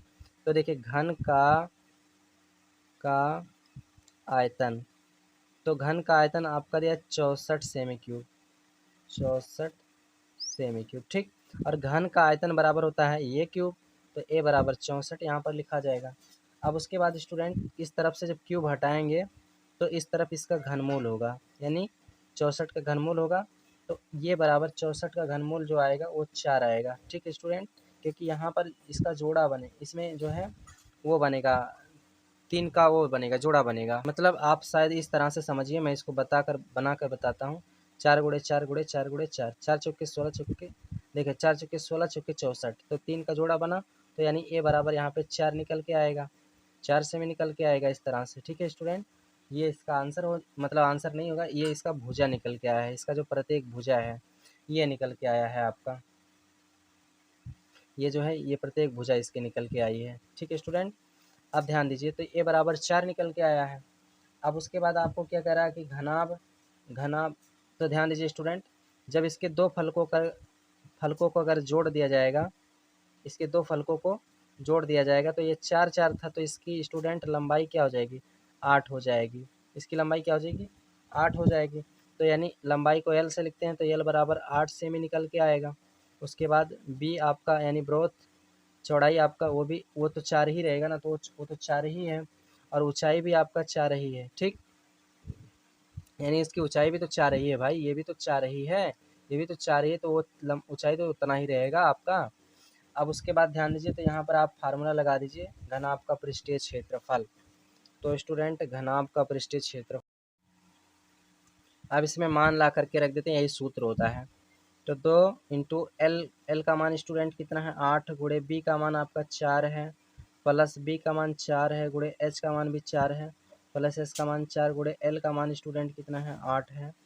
उसके बाद स्टूडेंट 2 इंटू 8 चौक 32 हो जाएगा। उसके बाद प्लस 4 चौक के 16, प्लस 8 चौक 32 हो जाएगा स्टूडेंट। तो यहाँ पर 2 इंटू 32 32 64, 64 और 16 इसको भी जोड़ ली, तो यहाँ पर ये आपका 80 हो जाएगा, ठीक है स्टूडेंट। टोटल कितना हो जाएगा, 80 हो जाएगा। और 80 का गुणा इसमें कर दीजिए, तो 80 दूना 160, यानी यहाँ पर 160 सेमी स्क्वायर जो है उसका पृष्ठीय क्षेत्रफल निकल के आ जाएगा। तो इस तरह से ये आपका क्वेश्चन नंबर 3 जो है हल हो चुका है स्टूडेंट। इस प्रकार से आप क्वेश्चन नंबर 3 को सॉल्व करिएगा। तो देखिए इसमें स्टूडेंट तीसरे प्रश्न में जो है आपका, इसका एक और प्रश्न है अथवा वाला, इसको भी सॉल्व करेंगे। तो यहाँ पर हम लोग अथवा वाले प्रश्न को पहले देखते हैं। इसमें कहा है एक गोला जिसका व्यास 12 सेंटीमीटर है एक लंबवृत्तीय बेलनाकार बर्तन में डाला जाता है जिसमें थोड़ा पानी भरा है। यदि गोला पानी में पूरा डूब जाता है तो बेलनाकार बर्तन में पानी की सतह से 3 सही 5/9 सेमी बढ़ जाता है। बेलनाकार बर्तन का व्यास ज्ञात कीजिए। देखिए ध्यान से समझिए। तो इसमें इस स्थिति में होगा क्या स्टूडेंट, जो डाला गया पानी का आयतन है गोले में उसका आयतन और बेलनाकार बर्तन में ऊपर उठा पानी का आयतन ये दोनों बराबर होगा, ठीक है। तो यही फार्मूला हम लोग लगा देते हैं इसमें। तो मैंने यहाँ पर वही शर्त लागू किया। अब गोले का जो आयतन होता है वो होता है 4/3 पाई आर क्यूब, ठीक है। उसके बाद बराबर बेलनाकार बर्तन में ऊपर उठा जो पानी का आयतन होगा वो स्टूडेंट पाई आर स्क्वायर से होगा, क्योंकि बेलन का आयतन यही होता है। अब इसमें स्टूडेंट हम मान ला करके रखते हैं, तो 4/3 गुणे पाई का मान स्टूडेंट आपको, या तो आप पाई का मान मतलब दोनों तरफ से कैंसिल कर दो, लेकिन आर का मान जो है वो 6 दिया गया है उसमें, देख सकते हैं। एक बार आपको मैं दिखा देता हूँ। देखिए व्यास 12 सेंटीमीटर है तो त्रिज्या आपका जो होगा वो 6 हो जाएगा। तो यहाँ पर जो है 6 रख देते हैं, 6 का क्यूब बराबर में इधर आपका देखिए इसका जो है आयतन, इसकी त्रिज्या कैपिटल आर मान लीजिए। तो यहाँ पर कैपिटल आर इसको रख देते हैं। उसके बाद आर स्क्वायर है ना, उसके बाद स्टूडेंट गुणे एच का मान जो है आपका वही जो है प्रश्न में जो कहा है कि 3 सही 5/9 बढ़ जाता है, तो वही उसका जो है ऊंचाई हो जाता है। तो यहाँ पर 3 सही है ना, उसके 3 सही 5/9 ये हो जाता है। अब इसको हल करते हैं तो ये हो जाएगा 4, उसके बाद में बटा 3 गुणे ये हो जाएगा 6 गुणे 6 गुणे 6 बराबर में आर स्क्वायर गुणे में स्टूडेंट। अब इसको जो हम मैं लिख सकता हूँ तो इसको 32/9 लिख सकता हूँ। 32/9 इसको लिख दूंगा, ठीक है। 9 तिरक 27 और 5, 27 और 5 32/9 हो जाएगा ये इस तरह से। उसके बाद स्टूडेंट आगे ध्यान से समझते जाइएगा। इसको इसको काट देंगे, 3 दूना 6, यानी कि यहाँ पर एक 2 आ जाएगा। फिर ये 4 दूना 8 हो जाएगा। 8 गुणे 6 बराबर में आर स्क्वायर। उसके बाद में स्टूडेंट इसको इस तरफ ले आते हैं, तो इधर जो है स्टूडेंट जो आपका बटे में है वो गुणे में हो जाएगा, और जो आपका गुणे में है वो बटे में हो जाएगा। ठीक है, इसको हम काट सकते हैं। और देखिए कैसे काटेंगे, 16 दूना 32, 1 मिनट, 8 चौक 32 काट दो इसको इससे से डायरेक्ट, है ना। और 2 दूना 4 यानी, और यहाँ पर 3 दूना 6, ये भी कट जाएगा। फिर स्टूडेंट 2 तिहाई 6 यानी 3 आ जाएगा यहाँ पर। उसके बाद यहाँ पर स्टूडेंट जो है आर स्क्वायर बराबर आपका जो है 3 गुणे 3, यहाँ पर यही बचा ना, 3 गुणे 3 यही बचेगा आपका। 1 मिनट, और ये 9 भी बचा है, ये 9 भी इधर आएगा, 9, तो यहाँ पर हो जाएगा आर स्क्वायर बराबर 3 त्रिका 9 गुणे 9, ये भी 9 हो जाएगा। तो यहाँ पर स्टूडेंट आप इधर से स्क्वायर हटा दीजिए, तो इस तरफ अंडर रूट 9 गुणे 9 हो जाएगा। और यहाँ पर आपको पता है स्टूडेंट आर बराबर 9 निकल के आएगा। तो ये आपकी त्रिज्या निकल के आया है स्टूडेंट। ठीक है, और इसमें देखो प्रश्न में क्या पूछा गया है, प्रश्न में उसका व्यास पूछा गया है। तो आपको पता है स्टूडेंट व्यास जो है त्रिज्या का दूना होता है, यानी व्यास बराबर 2r होगा। क्या होगा, 2r। तो 2 गुणे r का मान 9 है, तो उसके बाद यहाँ पर 9 दूना 18 निकल के आएगा। तो ये 18 सेंटीमीटर स्टूडेंट हो जाएगा इसका आंसर। तो इस प्रकार से यह क्वेश्चन जो है हल हो जाता है स्टूडेंट। इस प्रकार से आप लोग भी हल करेंगे। तो स्टूडेंट अब आप अगला क्वेश्चन देखिएगा, चौथा नंबर। इसमें कहा है भूमि पर स्थित बिंदु एक्स से ऊर्ध्वाधर टावर पी क्यू के शीर्ष क्यू का उन्नयन कोण 60 अंश है। बिंदु एक्स से 40 मीटर ऊंचाई पर स्थित बिंदु वाई से क्यू का उन्नयन कोण 45 अंश है। टावर पी क्यू की ऊंचाई तथा दूरी पी एक्स ज्ञात कीजिए। ये चीज़ इसको हमें ज्ञात करना है। तो सबसे पहले हम लोग स्टूडेंट इसका चित्र बना लेते हैं। देखिए एक्स से ऊर्ध्वाधर टावर पी क्यू के शीर्ष क्यू का उन्नयन कोण 60 अंश है। तो एक्स से यहाँ पर देख सकते हैं पी क्यू का ऊर्ध्वाधर उन्नयन कोण 60 अंश है, उसको बना लिया हमने। उसके बाद बिंदु एक्स से 40 मीटर दूरी पर स्थित वाई से क्यू का उन्नयन कोण, बिंदु एक्स से 40 मीटर है ना, यानी एक्स से 40 मीटर, तो जितना ये है उतना ही ये भी होगा, वही 40 मीटर। 40 मीटर स्थित उन्नयन कोण 45 अंश। टावर पी क्यू की ऊंचाई तथा दूरी पी एक्स ज्ञात कीजिए। टावर पी क्यू यानी पी क्यू की ऊंचाई ज्ञात करना है, ये पी क्यू ज्ञात करना है, और उसके बाद ये पी एक्स ज्ञात करना है। यही दोनों चीज़ आपको इस चित्र के माध्यम से ज्ञात करना है, पी एक्स, ध्यान दीजिए। तो चलिए हम लोग इसको ज्ञात कर लेते हैं। कैसे ज्ञात करेंगे स्टूडेंट, ध्यान दीजिए। तो चलिए हम लोग इसको हल करते हैं। सबसे पहले यहाँ पर ध्यान दीजिए, ये जो ऊंचाई है इसको एच मान लेते हैं, तो फिर हमारा ज्ञात हो जाएगा आसानी से सारा चीज़। अच्छा, ये इतना एच है और इतना 40 है, तो यानी टोटल अगर हम बात करें तो ये एच प्लस 40 होगा। ठीक है, एच प्लस 40 मीटर, ये इतना टोटल आपका दूरी हो जाए, ऊंचाई हो जाएगा। तो अब हम लोग यहाँ पर क्या करते हैं स्टूडेंट, हम लोग एक एक त्रिभुज लगाते हैं और उसी की मदद से हम लोग ज्ञात करते हैं। ठीक है, तो सबसे पहले एक छोटा वाला त्रिभुज लेते हैं, त्रिभुज क्यू आर वाई, है ना, त्रिभुज क्यू आर वाई में इसमें 45 अंश का कोण बन रहा है, और लंब आधार का संबंध है स्टूडेंट, तो इसमें टेन थीटा लगेगा। तो टेन 45 अंश बराबर लंब बटे आधार होता है। तो लंब आपका ऊंचाई h है, आधार आपका ये वाला है, यानी कि जितना ये है उतना ये भी होगा, x मीटर। ठीक, और टेन 45 अंश का मान कितना होता है, टेन 45 अंश का मान 1 होता है, तो बराबर h बटे x, और इसका तिरछा गुणा कर देंगे तो यहाँ पर स्टूडेंट आपका जो है x बराबर h आ जाएगा। ठीक है, और यहीं पर इसको अभी हम रोक देते हैं, आगे हमें जब इसका ज़रूरत पड़ेगा तो फिर हम इसको उपयोग में लाएंगे। उसके बाद अब आगे समझिए स्टूडेंट, अब हम अगला त्रिभुज लेते हैं, त्रिभुज क्यू पी एक्स, ध्यान दीजिएगा, क्यू पी एक्स समकोण त्रिभुज, त्रिभुज क्यू पी एक्स में, ठीक, क्यू पी एक्स में स्टूडेंट हम लोग टेन 60 अंश लेते हैं। इसमें टेन 60 अंश का कोण बन रहा है, तो लंब और आधार के संबंध से हमें ऊंचाई ज्ञात करना है, तो हमें लंब आधार का संबंध tan थीटा से पता चलता है। तो tan 60 अंश बराबर tan थीटा बराबर लंब बटे आधार होता है। तो tan 60 अंश बराबर लंब कितना है आपका, लंब टोटल आपका h+40 है, h+40 यानी लंब यही तो है आपका पूरा, h+40 बटे आधार कितना है आपका, आधार आपका x मीटर है। तो x tan 60 अंश का मान √3 होता है, √3 बराबर h+40 बटे x, इसके नीचे कुछ नहीं बटा 1 करके तिरछा गुणा कर देते हैं। तो h+40 बराबर ये हो जाएगा x√3, x√3 निकल जाएगा, ठीक है।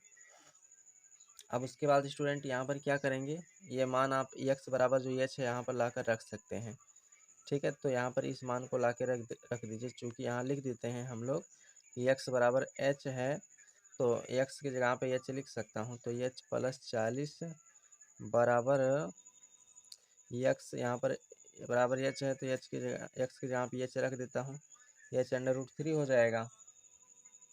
यहाँ तक तो आपको कोई डाउट नहीं होना चाहिए स्टूडेंट, है ना। उसके बाद ध्यान दीजिए क्या करते हैं, h को इस तरफ ले आते हैं, तो ये हो जाएगा 40 बराबर h√3 माइनस का h हो जाएगा, यहाँ पर आपका ये प्राप्त होता है स्टूडेंट। और उसके बाद अब यहाँ से स्टूडेंट 40 बराबर h कॉमन कर लेते हैं, तो आपका √3 माइनस का 1 बचेगा। उसके बाद इसको इस तरफ लाते हैं, तो ये h बराबर 40 बटे √3 माइनस का 1 हो जाएगा। उसके बाद h बराबर इसका परिमीकरण कर देते हैं, अब हम लोग 40 बटे √3 माइनस का 1 परिमीकरण कर देते हैं, तो नीचे वाला जो लिखा है इसका चिन्ह बदल करके किया जाएगा। अगर यहाँ पर माइनस तो यहाँ पर प्लस से किया जाएगा, √3 + 1 बटे √3 + 1, ठीक है। उसके बाद h बराबर, अब इसका हम लोग यहाँ पर स्टूडेंट सॉल्व करेंगे, तो ये हो जाएगा 40 √3 + 1 एक ब्रैकेट में, उसके बाद इसका गुणा हो जाएगा, तो ये a माइनस b एक ब्रैकेट में, प्लस b एक ब्रैकेट में, यानी फार्मूला है √3 का स्क्वायर माइनस 1 का स्क्वायर। फिर उसके बाद h बराबर स्टूडेंट ये हो जाएगा 40 √3 + 1 हो जाएगा। उसके बाद बटे में √3 का स्क्वायर 3 हो जाएगा, माइनस 1 का स्क्वायर 1 हो जाएगा। तो h बराबर आपको मिलेगा 40 √3 + 1, उसके बाद बटे में 3 में से 1 घटाएंगे 2 आ जाएगा, इसको काट देंगे 20 दूना 40, यानी ऊंचाई आपका आ जाएगा 20 बराबर 20 √3 + 1 आ जाएगा। तो ये आपका ऊंचाई ज्ञात हो गया स्टूडेंट। तो ये एच जो है ये केवल इतना ऊंचाई ज्ञात हुआ है, लेकिन हमें पूरा पी क्यू की ऊंचाई ज्ञात करना है। तो हमें यहाँ पर टावर पी क्यू की ऊंचाई ज्ञात करना पड़ेगा, टावर पी क्यू की ऊंचाई। तो टावर पी क्यू की ऊंचाई हम लोग अब ज्ञात करेंगे स्टूडेंट, ध्यान दीजिए कैसे ज्ञात करेंगे।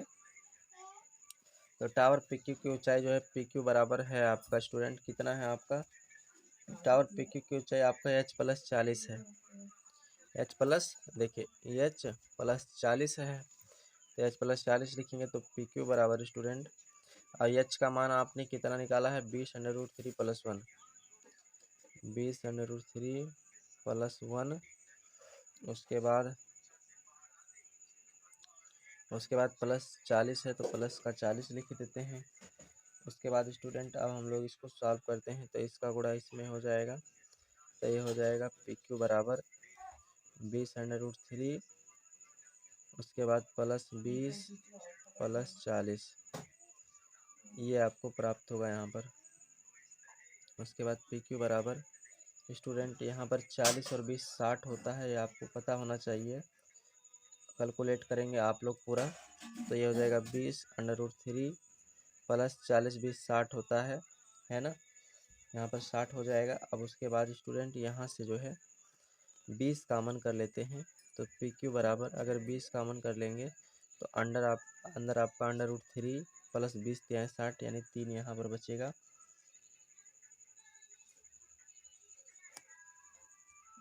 अब देखिए यहाँ पर अगर पी क्यू बराबर मान निकालते हैं, तो 20 और √3 का मान होता है 1.732, प्लस का 3 है तो प्लस का 3, उसके बाद बराबर 20, इसको जोड़ लीजिएगा तो ये हो जाएगा आपका स्टूडेंट, जोड़ने के बाद इसको जोड़ने के बाद जो है आपका 4.732 हो जाएगा। 4.732 ये हो जाएगा आपका। और उसके बाद 20 का गुणा आपका 4.732 में होगा तो आपका ये आ जाएगा 94.64। यही आपका दूरी हो जाएगा स्टूडेंट। इतना ही दूरी हमें प्राप्त होता है इसका, यानी मीटर में हो जाएगा ये। इतना दूरी मीटर में हमको ज्ञात हो गया। उसके बाद स्टूडेंट अब उसके बाद दूरी पी एक्स निकालना है। तो दूरी पी एक्स बराबर हमको ये देखिए, दूरी पी एक्स ध्यान दीजिए, यहाँ पर दूरी पी एक्स बराबर हमारा एक्स है, तो हम यहाँ पर एक्स लिख लेते हैं, ठीक है।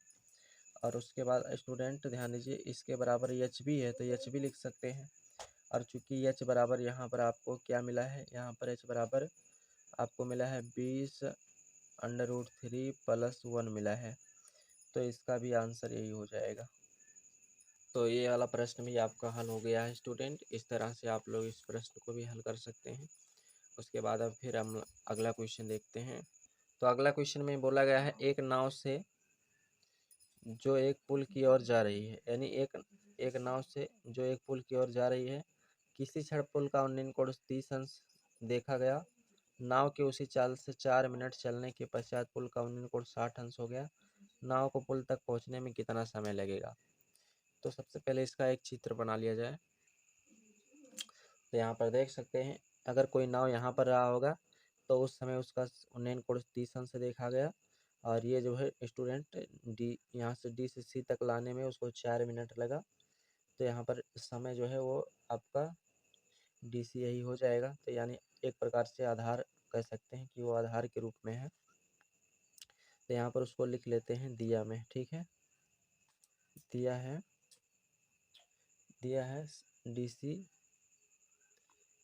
डी सी जो है क्या है, लगा समय है।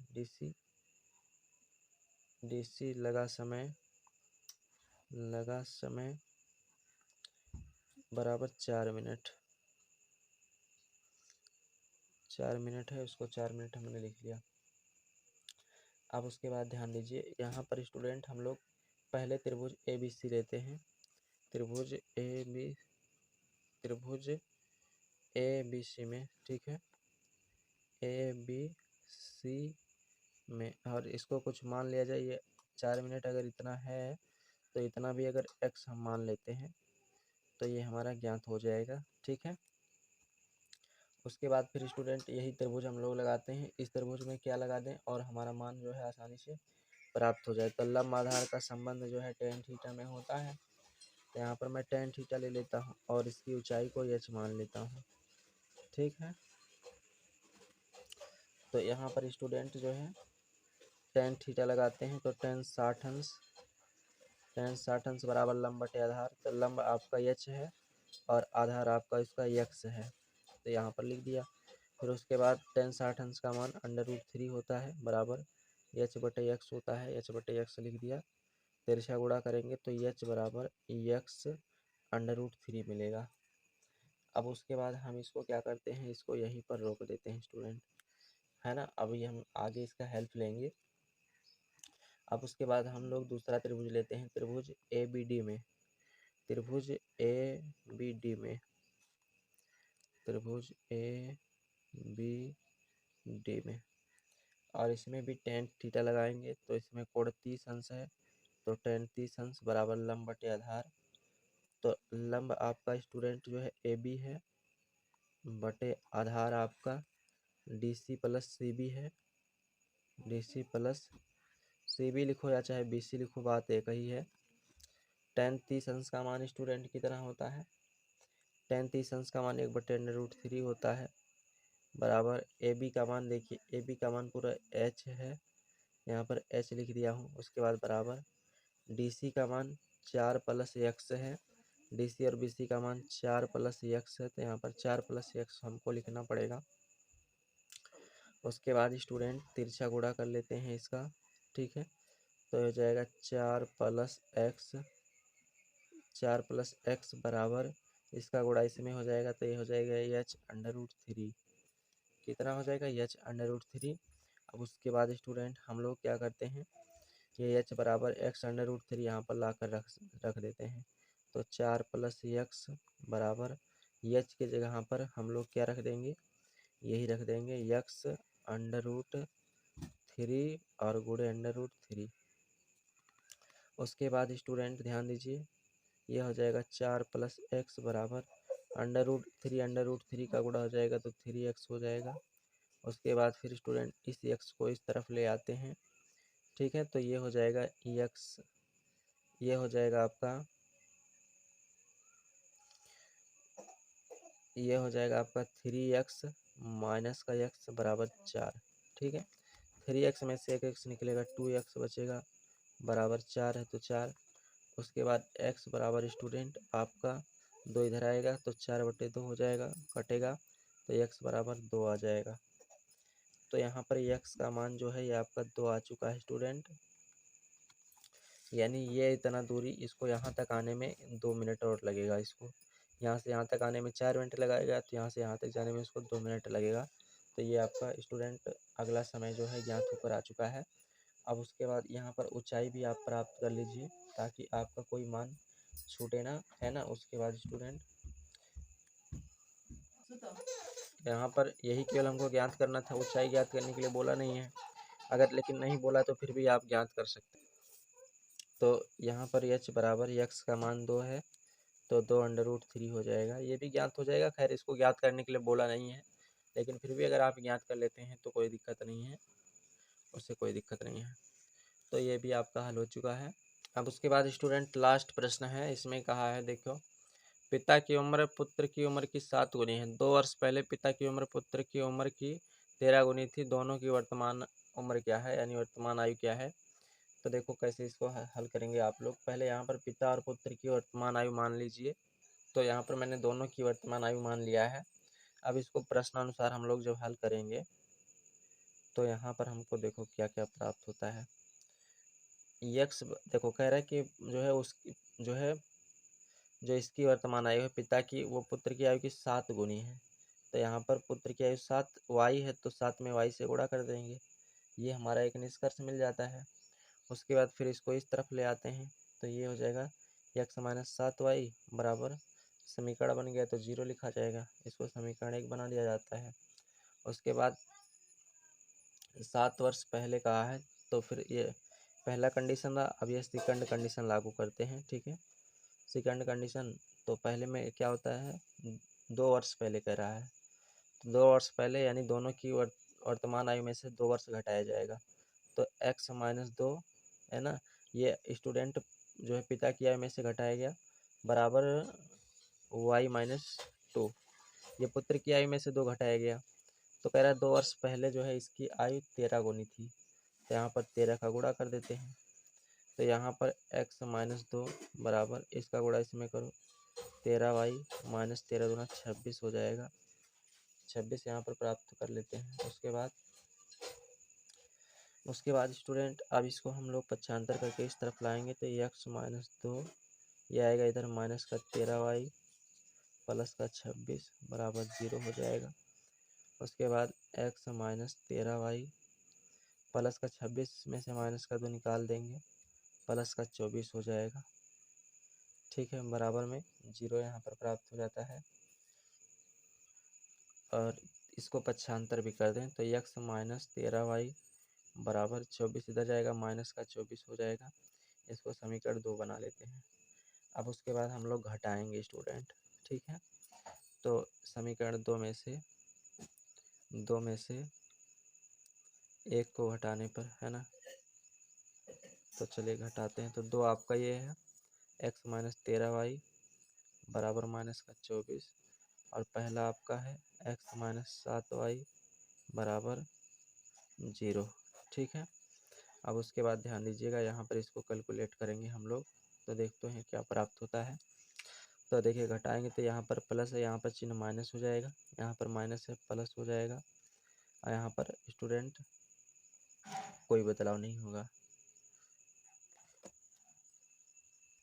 तो अब 13 में से जो है 7 निकल जाएगा तो 6y बचेगा, माइनस का 6y बराबर माइनस का 24, माइनस माइनस दोनों तरफ से कट जाएगा तो y बराबर 6 इधर लाइए तो 24/6 हो जाएगा, 6 चौक 24, यानी y का मान जो आएगा वो आपका 4 आ जाएगा।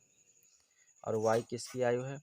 y जो है आपका पुत्र की आयु है, तो पुत्र की आयु 4 वर्ष होगा। ठीक है स्टूडेंट, 4 वर्ष हो जाएगा। अब इस y का मान जो है समीकरण 1 में रख दीजिए, यहाँ पर लिख लेते हैं y का मान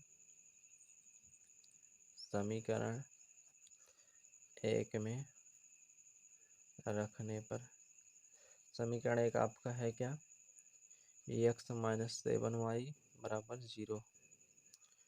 तो यहाँ पर y का मान 4 है तो x माइनस 4 यहाँ पर रख लो, माइनस 7 गुणे 4 बराबर 0। तो x माइनस 7 चौक 28 बराबर 0। तो x बराबर 28 को इस तरफ लाएंगे तो प्लस का 28 हो जाएगा, यानी कि स्टूडेंट जो है इसकी वर्तमान आयु 28 वर्ष हो जाएगा। यह 28 वर्ष यक्स जो है, यक्स हमने जो है पिता की वर्तमान आयु माना था, तो यह पिता की वर्तमान आयु 28 वर्ष हो जाएगी। तो ये क्वेश्चन इस तरह से सॉल्व किया जाएगा। तो लास्ट सवाल है जो है 5वां का जो है लास्ट सवाल, इसमें कह रहा है निम्न समीकरण युग्म को रैखिक समीकरण युग्म में बदलकर हल कीजिए। तो यही आपका दिया है, तो चलो इसको भी हल कर लेते हैं। तो देखो इसको इस तरह से हल करना पड़ेगा स्टूडेंट।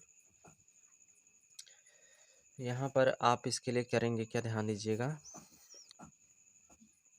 इसको इस रूप में बदल लो, इसको लिख सकते हैं 10 गुणे 1/x प्लस वाई प्लस 2 गुणे 1/x माइनस वाई बराबर 4।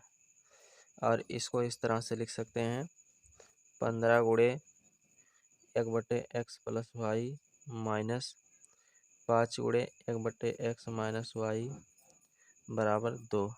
ठीक है, इस तरह से इसको बना सकते हैं।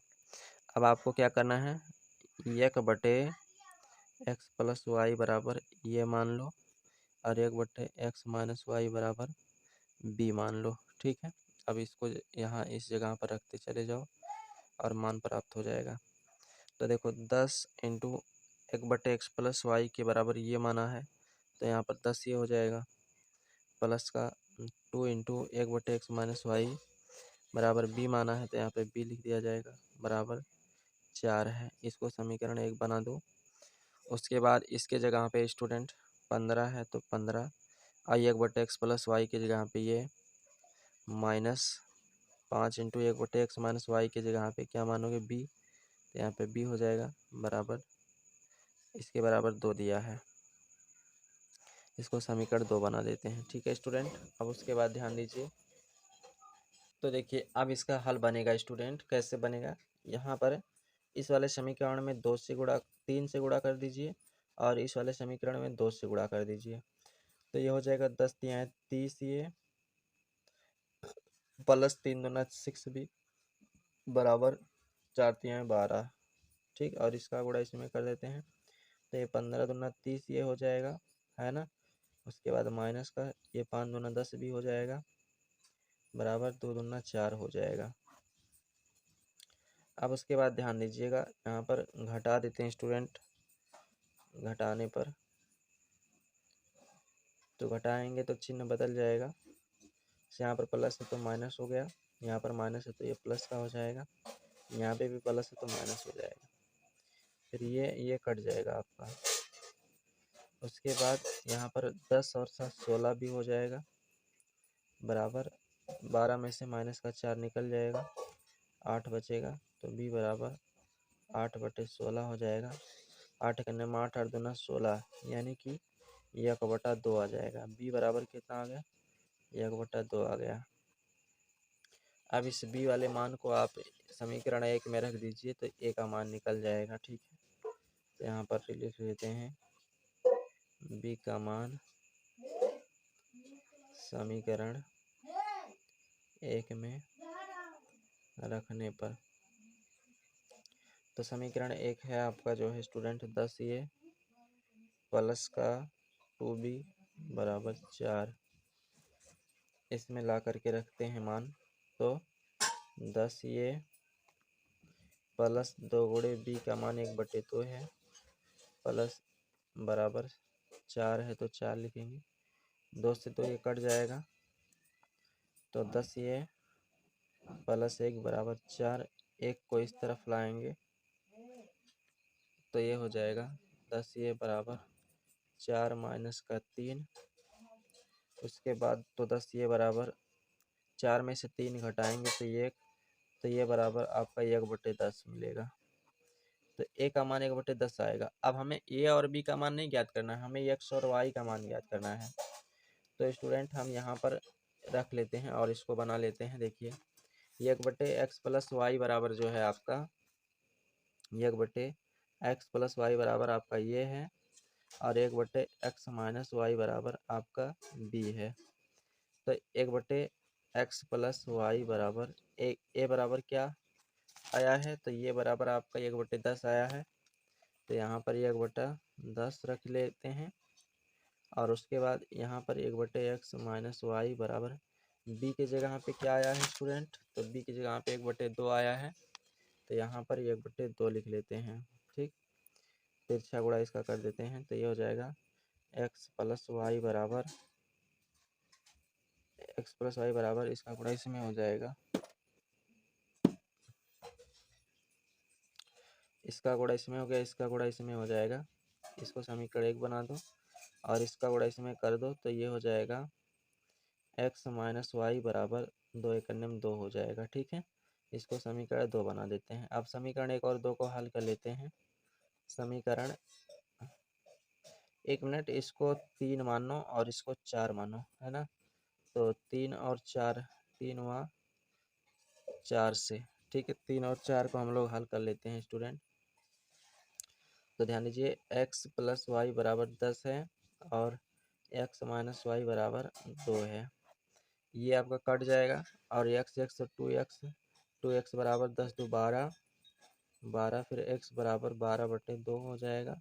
काट दीजिएगा तो x बराबर 6 निकल के आएगा।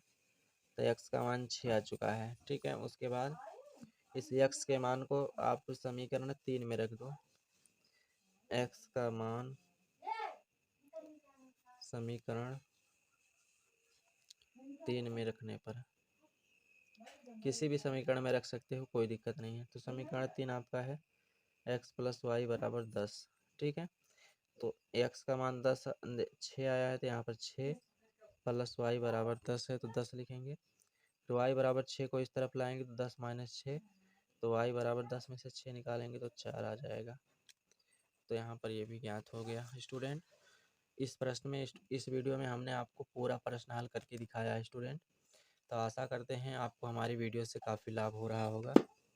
तो स्टूडेंट अगर आपको हमारी वीडियो से लाभ हुआ है तो वीडियो को लाइक कर दीजिएगा, और चैनल पर पहली बार हैं तो चैनल को सब्सक्राइब कर लीजिएगा। और अब आपको लगातार सभी सेट का हल आपको मिलता रहेगा। पूरे सेट का हल आपको इस चैनल पर मिल जाएगा स्टूडेंट, A to Z, जितना भी 2023 में हुआ है। ठीक है, तो जितना भी 2023 में हुआ सबका हल अगर आप पाना चाहते हैं तो स्टूडेंट एक काम करना, आप लोग अगर जो भी आपके एरिया में पेपर हुआ है और अगर आपके पास पेपर है तो उस पेपर को हमारे पास 76 20 12 27 49 इस नंबर पे आप हमें व्हाट्सअप कर दीजिएगा स्टूडेंट, ताकि हम उसका भी हल आपको दे सकें। तो आज की वीडियो यहीं पर समाप्त करते हैं, चलते हैं, मिलते हैं किसी एक नेक्स्ट वीडियो में। तब तक के लिए जय हिंद, वंदे मातरम।